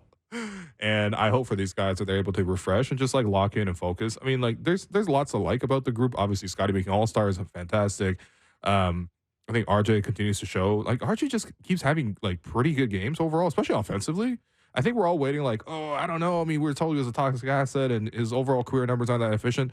Raptors are clearly using RJ in a way that's way more efficient than he was used previously, and he's delivering those results. Last night, 23 points, 9 of 15 shooting from the field. It was helpful that he knocked down the threes, but he got to the rim quite a bit. And even the moments where he couldn't score himself at the rim, those were tip-back opportunities for other guys to crash in. I think I'm still looking for quickly to find some consistency, find that right balance. Actually, one of the things I thought about last night on the podcast was, so the 3 guys that are going to be here for a long term, Scotty, RJ, quickly. I think Scotty and RJ have more chemistry than I think that I expected coming in. They look decent together. You know what I mean? Like I don't feel like they can't find each other. They find each other quite a bit. It helps both of them when they can both shoot threes well. And it's unfortunate they're both a little inconsistent, but no problems with me and how they play off of each other. RJ and Quickly clearly have chemistry from New York coming over. The one aspect is I want to see Quickly build more chemistry with Scotty, because we saw 2 possessions late last night where Scotty would come over to screen for Quickly, which is the exact play we keep talking about, but it produced very, very little in terms of advantages. What do you want to see from those two? Like, how should those two, play together, and what's the best case scenario for that specific combo? On paper, that should be a really fruitful combination. By the way, the Spurs are trading Doug McDermott to the Indiana Pacers. So the Pacers replacing Buddy Heild with Doug McDermott per Woj. Done. We'll see what the return is. So that on paper is a really good fit together. Like they should be complementary. They are far enough along on this the positional spectrum that they should be able to, if they generate a switch, then either of those guys can attack the respective side of the mismatch. Both of them being relatively good 3-point threats is an important is an important factor as well. So, when Quickly is the ball handler, what I would like to see a little bit more is, and we don't know if this is them reading and reacting or if the particular play call calls for this, but there wasn't a lot of contact on the screens. It was like a clear, slip to pop situation. Scotty got a pretty good look at a 3 out of one of them. So it's not the worst thing, but generally, you want to make sure you're drawing enough contact on those for Quickly to either get the edge or force the switch. The other thing is, I would like to see it inverted a little bit more as well, which we really haven't seen much of, where Emmanuel Quickly in New York would screen a lot. And that is something that, Scotty got to experience a little bit with Fred, and that Pascal and Fred and Pascal and Kyle before that got a lot of run out of, is there's nothing saying that your 1-4 pick and roll has to go 1-4. Sure. You could do it as a 4-1 pick and roll. And I think with how good a shooter Emmanuel Quickly is, that's a really interesting dynamic where you give Scotty the option of, hey, there's a switch here, and if you're getting a smaller guy on you, we know Scotty's really good at taking a mismatch like that and kind of doing the drive to post thing where, okay, it's not a post up because you're out at the elbow extended, but you're going to take that guy into the paint with the intention of bullying him. Yeah. Or you have Emmanuel Quickly kind of, flaring out for the 3 there if Scotty draws 2. So I would like to see more of that, more of the inversion. And this isn't about, Scotty's best used as a screener or Scotty should have the ball in his hands as a pick and roll handler. Those are your 2 most dynamic offensive players. Yeah. And there should be a synergy there the same way that Jokic and Murray run a synergy, and it doesn't really matter whether Jokic ends up shooting or passing and using that spacing. The same way, Tyrese and Miles Turner use that kind of, and Miles doesn't really initiate as much, but we're going to see with Tyrese and Pascal as they get some chemistry there as well. So, by the way, the Pacers are sending Marcus Morris back out for the Doug McDermott thing. So Marcus Morris getting sent around this year. The Hawks are keeping DeJounte Murray per Woj. Nice. Good for them. And Canada won. The Hawks were operating so well. They should just keep their whole team as is for sure. Yeah, they are 22 and 29. So shout out to the Canadian senior women's national team. They won that game 67-55. So that was a good one. They are 1 win from automatically qualifying, or not automatically because they would have earned it, but they're 1 win from qualifying for the Olympics. And there you go. And Japan actually beat Spain. Yeah, which was a little surprising. Yeah, I mean Japan's been on the rise on the women's side, man. It's good for them. Yeah, it's a lot of fun. So they'll play Friday and in the morning. I want to say 9:30, but double check that. It'll be on Sportsnet wherever, and then they play again Sunday. Well, I mean, I would be watching right now if I wasn't literally on air. But I think to the point about the Scotty and Quickly, I think as soon as that trade was made, right, OG went out the door and we got them back. You called me out. Hopped off the massage table, Dennis Schroder style, and and the immediate thing was they're gonna have a nice 2-man game together, and I guess it was just assumed that it was gonna happen, but we haven't quite seen it just yet, and I would love to see Darko emphasize that more and more. I do wonder that again, it seems like Quickly he's more comfortable playing off of true bigs, him playing off of Jakob before in New York, him playing off of Mitchell Robinson or him playing off of Isaiah Hartenstein. So I think there's that aspect. I also think that there's also the aspect that's natural of okay, what are we setting the screen for? Is the screener setting the screen so that they can get the mismatch and then try to get the ball back to score? Or are they setting the screen so that you can score? Of course, ideally you have a more dynamic thing where you guys can sort of read and react based on the defense. But right now, I think the Raptors, between those two, when Scotty came over to a screen, for example, it's very clear Scotty was I'm screening so I can get a mismatch so I can get the ball. Not I'm screening so that Quickly can get a mismatch and Quickly can score the ball. So I think those things are things that they need to continue to work on and develop. But again, you just want to see your 3 future, young pieces all be able to play well off of each other right now. And I think that we're close to there, but we're not 100% there. Yeah, and look, this is what the rest of the season should be about, right? I'm not saying you run the Quickly Barnes pick and roll 80 times a game. I wouldn't, as a thought experiment, if you ran the same play 80 times, I'm very, very curious how a defense would react to it eventually. Yeah. But yeah, you need to see more of that. And I think, the Quickly Barnes chemistry is not the only thing that will determine how good the Raptors are next year. But I think it's given the roster in place right now, it's the single biggest area you could mine right now to improve the offense that isn't there yet. Those two figuring out how to play off each other. And this is, they're both young players who have not played together before and haven't really honestly played with players similar to each other before. Like Emmanuel quickly played off of Jalen Brunson and Julius Randle, who aren't like Scotty Barnes. Scotty Barnes, the closest thing is Fred VanVleet, and that is not Emmanuel Quickly. Like they're a completely different style of player. So these guys don't even have it. They not only don't have experience together, they don't have experience with guys like each other. So I always thought this one would take a little bit of time, and it's part of why, I have mentioned a couple times now, like I wish we'd see it more, like particularly late in games, but like let's see it. Let's get that chemistry building because those guys are going to have to figure out how to make the most of each other. That's going to be a huge development piece. But I'm happy that Dark at least went to it late in the game, even if it didn't really look that smooth. Breaking news. You ready for this one? Yeah. Breaking news from Adrian Wojnarowski. Robin Lopez. The Milwaukee Bucks are trading Robin Lopez to the Sacramento Kings. Lopez is expected to be waived. Come on, man. This can't be it. This can't be it.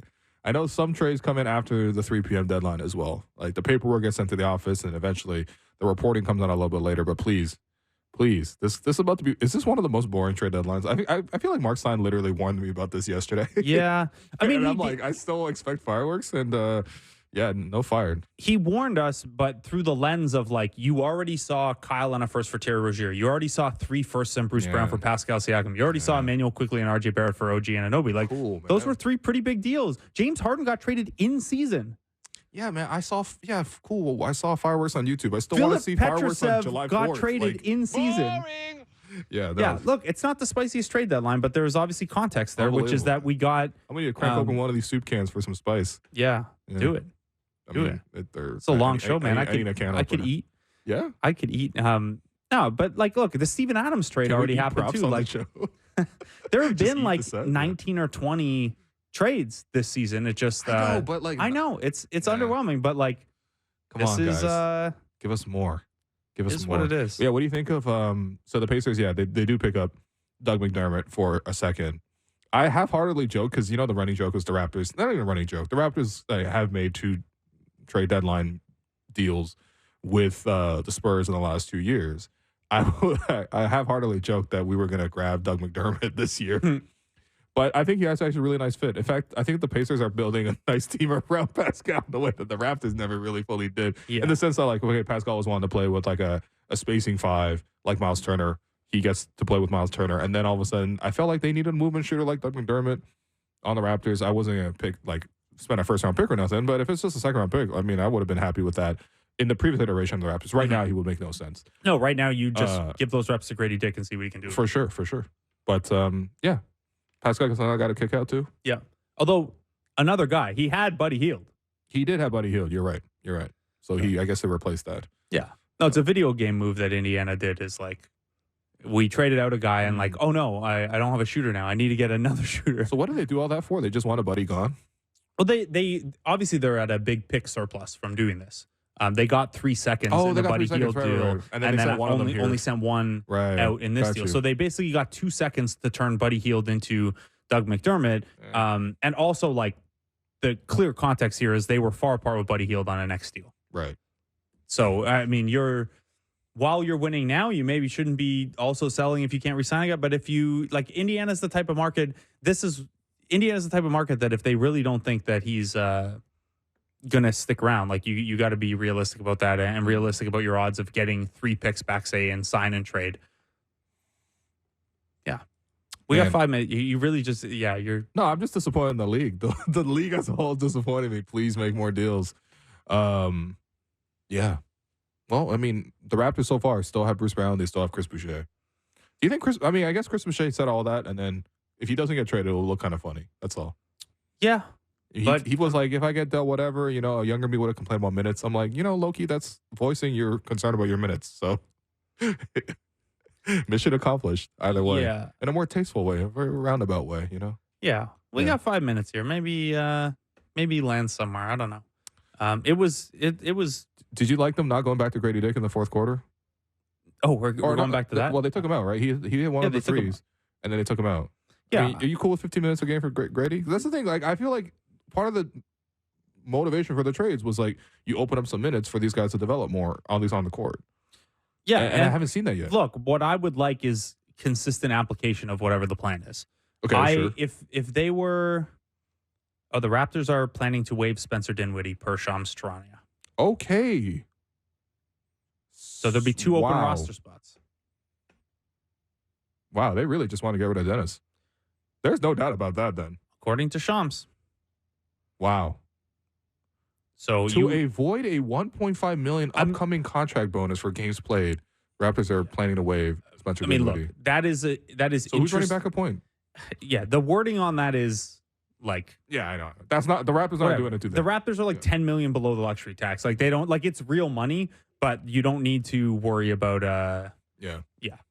Was that going to be paid in Dinwiddie coin? Mm-hmm. So I guess the backup point guard situation now is, again, like we talked about, the guys who are not traditional point guards taking on more of that role, and maybe Javon Freeman Liberty gets a look from the 905. But they'll also have 2 open roster spots after the Dinwiddie move. So they could they got some open roster spots, huh?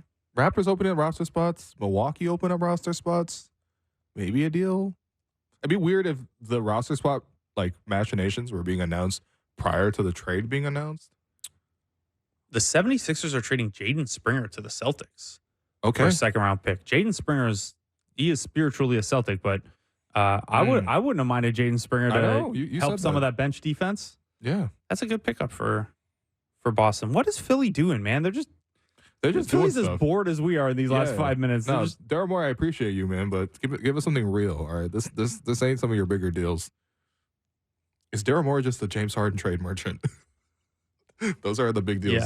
Yeah. No Spencer Dinwiddie. Okay, cool. Yeah, they really just dumped Dennis. I mean, Dennis is a productive player. Yep. They just got a mulligan on the $13 million owed to him next year. Like I totally understand the idea that him as a starter was like overextended for sure, but like he was perfectly fine as a backup. Yep. Came in, played hard again. Like, yeah, wow. Wonder what happened there. I don't know. Who do you think is gonna get Dinwiddie? I can't believe I'm asking you at 2:57 p.m. of the trade deadline who's gonna get Spencer Dinwiddie. Maybe we shouldn't have burned this break. Maybe we could have taken it. Philly, maybe. Yeah. Okay. All right. Like, I guess my answer is whoever strikes out on Kyle. Yeah. Okay. I mean, I think Kyle's a much better option just to like play essentially in a buyout type of role where it's like, you want a guy to come in and just set the table and play some defense and get out the way kind of thing. Kyle's much better at that than Spencer is, but Spencer is also like way better not way better, but like higher volume scorer right now, let's say. Yeah. That's about it. I mean, I don't know. Teams also in these situations weight things differently, and like the buyout market is fun. But like we went through this even in the championship year. Like the buyout market more often gets you a Jason Thompson or a Jeremy Lin. I remember Raptors legend Jason Thompson. Or like Jeremy Lin, who like looked really good on a bad team, got bought out, and was like, oh, that's different than being a rotation guy on a good team. I don't mean that as negative to Jeremy Lin. I was really excited about that. You? I was really excited about that. I was so excited about Jeremy Lin. I was at the airport. I was going to Colombia for like a little trade deadline or All-Star break vacation. And I was at the airport when the news broke. And I literally considered busting out my microphone in the airport to record a reaction podcast to Jeremy Lin getting dealt. Ultimately couldn't get it done because, every 30 seconds in the airport, they're like, will Lou report to gate 85, the flight to Bogota is leaving, and you are recording a podcast about Jeremy Lin. So I didn't do that, but on the whole 5-hour plane right there, or maybe more than 5 hours actually. It was much more than 5 hours to go to South America. I just had a whole bunch of like Jeremy Lin tabs open and I wrote a whole piece. And none of it was really relevant because he did not do much. Okay, there we go from Woj. The Raptors are keeping Bruce Brown. Okay. After all that, we are keeping Bruce Brown Jr. All right. Your thoughts? I mean, obviously they didn't get that first that they were looking for. We'll touch base with Grange after 3:00 about whether that first dematerialized or But I mean, Bruce Brown going to turn around now and you sound thrilled, buddy. I mean, it's just no, whatever. You're basically rolling it into next year, I guess. Are you picking up the player option? Yeah, I think. Well, team option, yeah. But I think you do, and then like I mean, you have conversations with teams at draft time about Bruce Brown. And then why is there more of a market at the draft than there is right now? Well, it's not even that there's more of a market at the draft necessarily, but when you make a deal on draft night, you can agree to it and then actually execute it in July when way more teams have cap space. You don't have. It's not as hard to make the cap math work. Okay. I hear that, but they better get somebody for him. I know. Because again, I know this was a big thread on Reddit yesterday. But like, yeah, I mean, the Pascal Siakam trade return is gonna continue to look. It's gonna depend on what those picks turn into, and one of those picks was already out the door for Ochai and Kelly, and also what Bruce eventually turns into. That was part of the goal with acquiring his contract. It was like there's flexibility, there's optionality with the contract. You know, he's coming off a championship run. You know, like teams will look to add him, and I guess there was no trade on the table ultimately, right? Yeah, so, and like I mean, I totally get taking that chance or swinging the chance, but like, yeah, I mean, yeah, and one of the didn't really work out that way. One of the things we'll ask Grange about as well is like, you know, when they acquired Bruce Brown, like how much canvassing do you do of the league before you acquire Bruce Brown to figure out what his market is? What is Indiana telling you about because it could have been a conversations they've three-way had? deal just at that time. Yeah. Right? Because it's like, okay, well, Bruce is coming to Toronto in the Indiana deal. Might as well make that deal then. Also, like, if you're going to keep the player, I mean, wouldn't you have rather had Buddy Heild in the deal than Bruce Brown, even though Buddy's expiring? Like, if your intention was not to turn around and trade the player. Well, I mean, the intention was to try to trade Bruce Brown. Maybe that the trade market just didn't materialize. Again, we'll have answers for them. I guess we will get answers once they speak to the media shortly. Yeah.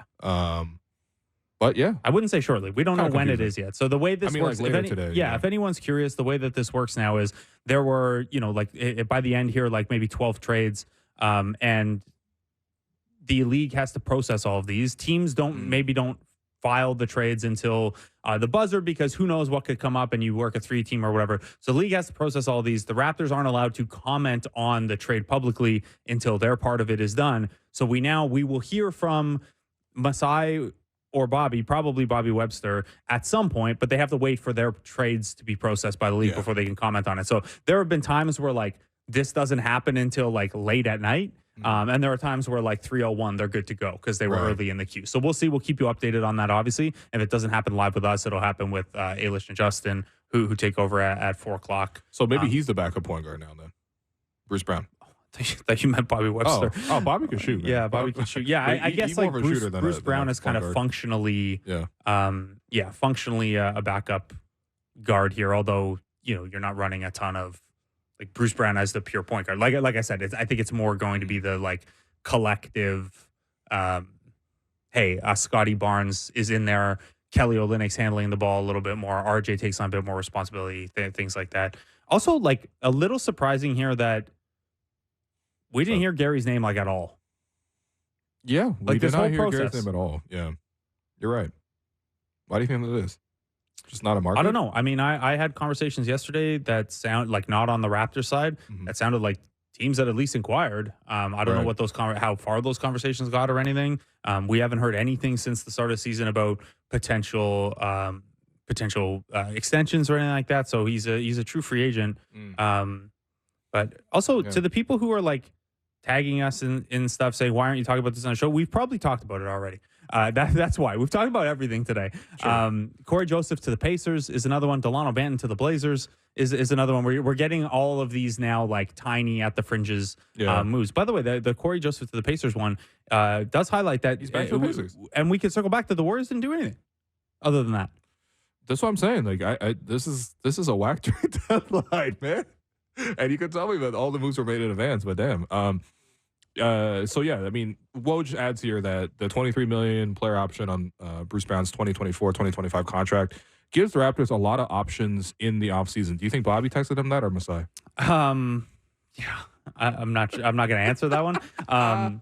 But look, here are the options. Okay, there is flexibility that Bruce Brown provides. We talked about this at the time of the trade, but flexibility has diminishing returns as you wait it out, right? Like right now. Yeah. Buddy, listen, right Toronto now, is the ultimate case of that. Yep. Right now, Bruce Brown had trade value because Bruce Brown is a very good player, and Bruce Brown is coming off a championship season and things like that. But part of Bruce Brown's value was he offered a contending team the flexibility in the offseason of either rerouting him or getting out of the contract if it doesn't work out. Well, now you fast forward to draft night, and the only teams who are going to be interested in him are teams who want him for 2024, 2025. He is then an expiring, which still has some value in the modern NBA. Like getting a good player who's on an expiring contract offers that flexibility and stuff. But you're talking about you went from 1.5 years. The Raptors have announced the Kelly Olynyk trade, by the way. So we probably will get Masai and Bobby fairly early here. Still waiting to hear the other trade become official. But yeah, like the Bruce Brown flexibility, it's a real thing because you can walk away from him on July 1st and get that cap space, but you don't have bird rights on him. So you can't do the sign and trade thing, even if you decline the team option. So there's, I don't know, the flexibility, it's true, but it is less true on draft night or on July 1st than it is right now because you have to execute that team option. A team only has 1 year of Bruce Brown instead of 2 playoff runs with Bruce Brown, say. So those things are true. They just, like we saw with Pascal as well, as we got closer and closer to, his free agency, those things, the value of flexibility diminishes as you get closer to the point where you're no longer flexible. Okay. That was rambly. I'm sorry, but there are a bunch of tweets coming in still about this and that. It's all good. Our mind is in 5 different places right now. Somebody who is, I assume, live on location right now at OVO is Sportsnet's very own Michael Grange. Grange, no days off for you, huh? Do you just come off the road trip and then do you even get to stop home or you go straight to OVO? I did stop home. I walked my dog. Wow. And then back here. Yeah. No, all good. All good. How's your dog? All good? My dog was, you know what? This may shock everybody. My dog was happy to see me. Oh, that's nice. That's really nice. I'd be really concerned if he wasn't. It would be a big concern. Okay, Grange, help us make sense of the trade deadline today. So we'll start in reverse. No trades for Bruce Brown Jr. The Raptors are keeping him. Doesn't seem like Gary's going anywhere. Doesn't seem like Chris is going anywhere. Are you a little bit surprised with that? Yeah, I'd say in order, I'd be most surprised about Bruce Brown. I think there's different points, momentum to have him end up with New York, but you kind of look at what New York was able to do, and you understand why they moved on. It looks like the Knicks to me had a really, really good day. And from the Raptors' point of view, they're pretty convinced they can get some version of a first round pick for Bruce Brown. If it wasn't on the table today, then, you have that kind of very interesting contract structure, which I'm sure I think Blake was just kind of rifling through there, I'm sure not the first time. And, so you kind of revisit all this in the summer. And and I think Boucher was always going to be tough. You might have even had to attach an asset there to find someone to take on that second year.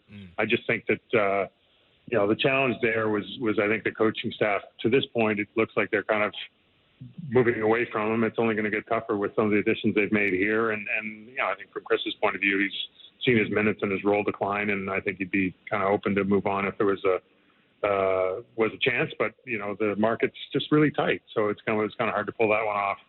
And so there we go. Kind of an interesting day. I think overall fairly good day from the Raptors' point of view. I think they, you get off Dennis's money. You got to look at Dinwiddie, whatever that ends up meaning. I'm not sure what. No, he's getting cut too. What do you mean? Yeah, it's been reported that I think Shams put it out there that Dinwiddie's going to get bought out. Okay, there you go. So he's being waived. He's not part of the picture. So I still don't understand exactly why Brooklyn wanted to take on another year of Dennis's money, but that's not that's not for us to know, I suppose. But yeah, so I think that's good business, right? Like I don't think Dennis's fit here was doesn't make as much sense given the way things have gone, obviously adding IQ and stuff. So finding a way to get off that money for nothing really is a pretty good deal. And I think I like the trade with Utah, to be honest. Okay. I'm pretty sure that they're going to try to reach an agreement with Kelly Olynyk. He is 32, so not a kid, but we've all watched him play, right? Like he's not a good player because of ability to run and jump and all that kind of stuff. It's all his skill and his IQ, and he takes great care of himself. Like he's one of the ultimate pro type guys. So I don't see why he's not going to be as productive as he's been the last 2-3 years for the next 2-3 years. And I think when you look at what his skill set would mean for how the Raptors want to play, I think he's a really good fit. So I think that, you get a free look at him. I think, I wouldn't be surprised if there has been some kind of back channel conversations about, him being open to signing here. And then, with the young guy they got, I mean, he's, I think I put it on Twitter. I mean, I actually met his dad at Summer League this summer. Okay. He's like a really good friend, like an old friend of the size, knowing the family, knowing all of that. And then just talking to, one of the pro scouts with the Western Conference team, just saying like the guy's A+ character. Like you could not have a harder worker, better kid, better guy to have in your organization. And, he's, I wouldn't read, personally, I don't read too much into the fact he's sort of had to struggle to, that Utah team's a tough rotation to crack, right? Like they are sneaky deep. Like they have a lot of players. Totally. So, the fact that he's got steady minutes at all, I think is pretty good sign. And he's shown moments of being a really good corner 3-point shooter at least. And he's still really young, right? So I think that's, when you look at what you gave up and, I think you end up moving guys who weren't in your rotation, like a very weak first round pick, which you probably didn't want anyway, right? Like you don't want that guaranteed contract. You'd rather have of the two, I think the high second round pick is a better pick than the low first round pick because you have more flexibility on the contract. And you get two guys who project to be in your rotation. And I would say Kelly probably starts. So I don't think I think that's pretty good. The Kelly starts note is interesting there. So you would think he gets a nod over Jakob, or maybe they mix and match, or you think it's too big system? Well, I shouldn't go so far as to say that. I mean, I think he can play alongside Jakob. Like he can really shoot it. You're probably defensively, you're going to be struggling a little bit, but. Don't worry, they're already struggling though.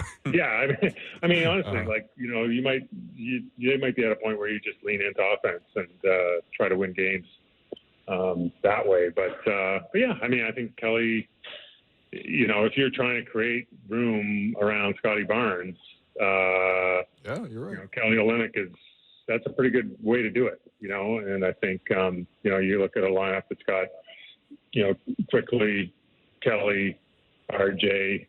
Maybe you keep, maybe Gary starts and Scotty. I don't know if I'm missing anybody there. Like that's a lot of floor spacing, and really should give Scotty the best opportunity to, to kind of really flourish. So yeah, I think that's fine. And then if he doesn't start, obviously Kelly's had a ton of experience not starting, and he can mix and match with all kinds of lineup. He's certainly going to help your second unit, and yeah, and I can't. He's on a $12 million deal now. I can't imagine he's going to have to throw crazy money at him. Mm-hmm. So yeah, I think it's a decent thing. And the other note I would add is I think there is an emphasis to it's not like they want to get guys because they're Canadian or Nigerian, I guess. But I think there is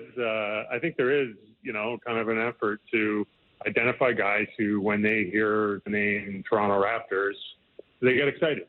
Okay, this is going to be great, and versus, having to win them over. And, I think when you look at where the Raptors are in terms of, what are your strengths or what kind of advantages might you have given your situation as the only non-American team, while you have a team president who's got deep roots, not only in Nigerian basketball, but of course, all of African basketball. And, I think it's fine if they can find a way to leverage that a little bit. There should be, a little 5% advantage here and there in terms of either identifying players or doing research or background on players. And similarly, there's 26 Canadians in the league.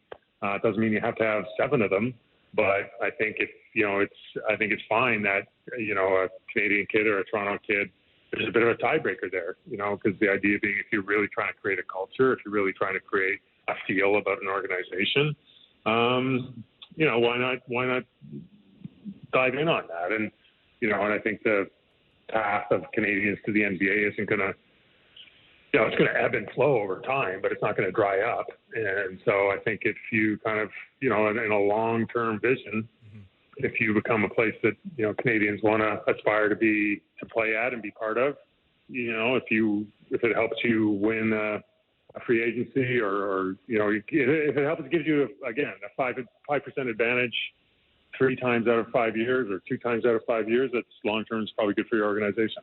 Yeah. I'm just hoping to see the alerts now that Shea and Giannis are getting traded to the Raptors too. No, I'm kidding. Okay, the one thing I wanted to circle back to before passing it to Blake is, especially now that they've also chosen to waive Dinwiddie, it seems like a very purposeful decision to get Dennis off the group. And I think obviously Darko really used Dennis quite a bit in a variety of functions and things like that. What do you think the motivation was? There an extra motivation there? Am I just digging? What is? I would say I think if you go back to when they traded OG, yeah. And I think that there was and it kind of coincided with with them sitting Dennis and making Gary a starter, and they'd really avoided doing that. And I think Gary's really. I think that Dennis was really upset by that. I think he about being asked to come off the bench. Yeah, okay. And he did it, and it wasn't like he stopped playing hard. I thought he played. He played hard. Yeah. Yeah. No, I'm not. But I just think that it just. I think there just seemed to be a little wind came out of the sails at that point, and I think secondarily once Pascal was gone and it was clear this was kind of being a bit, the season was going to go a little sideways. For a veteran player who's looking to. I think Dennis is a guy who's better in a winning situation, right? I think this the role he played, a few years back in OKC where he was probably the third guard on a pretty good team.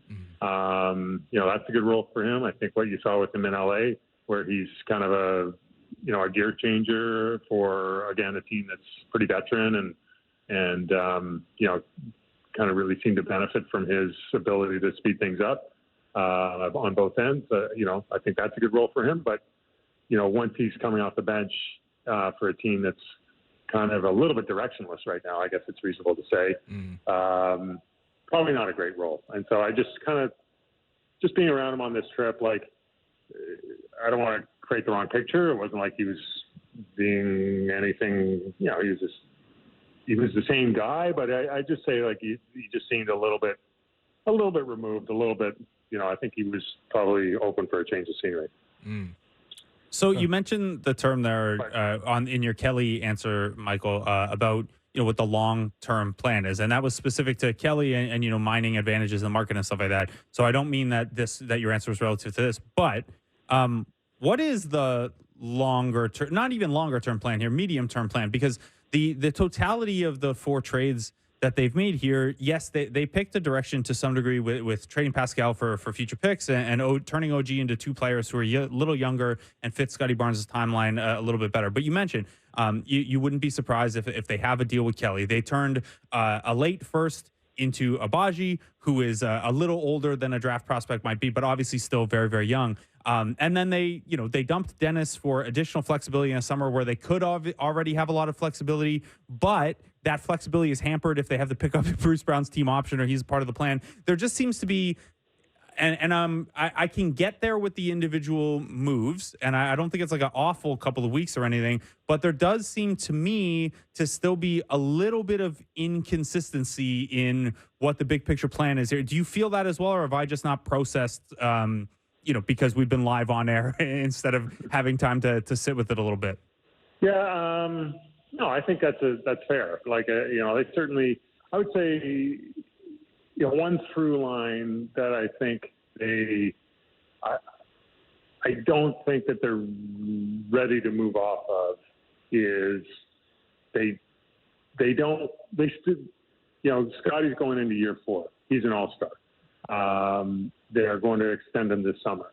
I don't think that they want to spend the last year of his rookie deal and then the first years of whatever his the so-called fund max, right? His first max is kind of flailing around waiting for draft picks.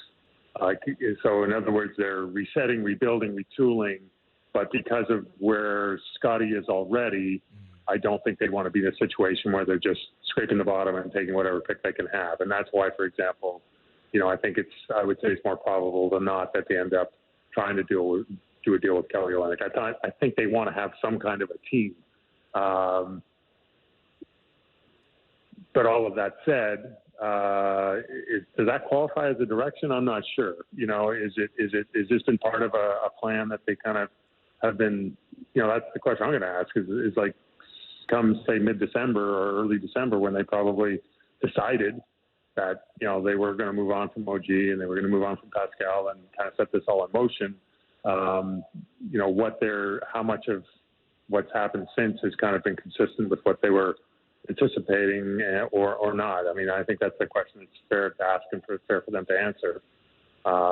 But yeah, short answer, I think it's completely reasonable to look at this and go, we're still not exactly sure how this is all going to look and how this is going to translate into a team that's, significantly better than, say, the team they were a year ago.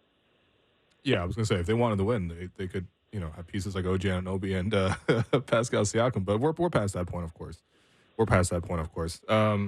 Yeah, I think my other question with this trade deadline is, at least us on the outside looking in, maybe the Raptors will have an opportunity for more minutes for the young guys to get playing time. And I suppose we'll hear that from Bobby soon. I think there's a press conference at 3:30. So, Grange, we're going to let you go after this question. But, yeah. I appreciate the updates, guys. Hey, listen, we're all in this together. I'm not sure if you're checking your watch as well, or your phone. Well, I can't. I'm talking to you. So I'm totally focused on our conversation. Hey, listen, I appreciate that. That's rare these days. But, yeah, did the Raptors miss an opportunity here to create more minutes and playing time for the younger guys based on these trades? Yeah, I mean, that's a really fair question. I think it is going to be a little bit interesting. We were talking about that Dennis move. You don't have a backup point. If we had a backup point guard, that makes sense. But we don't have a young backup point guard. So it's going to be like Bruce Brown running backup point, I think. Yeah. So, but I think you do want to have an environment where it's a good place to come to work. And, cool. Okay. I think, so I'm a little, without looking exactly at the rotation before my eyes, like you do want to create a situation where if Grady is earning his minutes, he can get his minutes. I don't think they don't want to just hand him minutes, but at the same time, so now he's got, he's still got probably Bruce. He's going to want some minutes. Gary Trent's going to, why wouldn't he be getting minutes? And so you just wonder if there's, now you've got Agbaji there. So you just hope that there's, Jordan Noir is still there. So you just hope that there's, that the rotation can kind of settle in such a way that, you do get a good look and a good pass for some of these younger players without sort of having some more established guys go, wait a second, what's going on? So, if you're not going to play me, why didn't you trade me type of deal? Fair enough.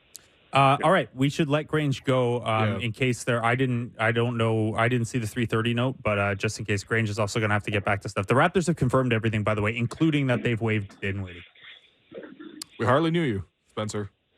You got a favorite Spencer Dinwiddie moment? I suppose it was, I guess Grange does not. He said he just hung up the phone. Yeah, he does not have a favorite Spencer Dinwiddie he was not enjoying all of the banter. Should we take a break in case they're ready to go at 3:30? Let's do that. Let's take a break. I've been your host, Will. You've been listening to The Raptor Show on the Sportsnet Radio Network, brought to you by Campbell's new Chunky Spicy Soup. When we come back, we will bring you to the Raptors press conference with Bobby Webster.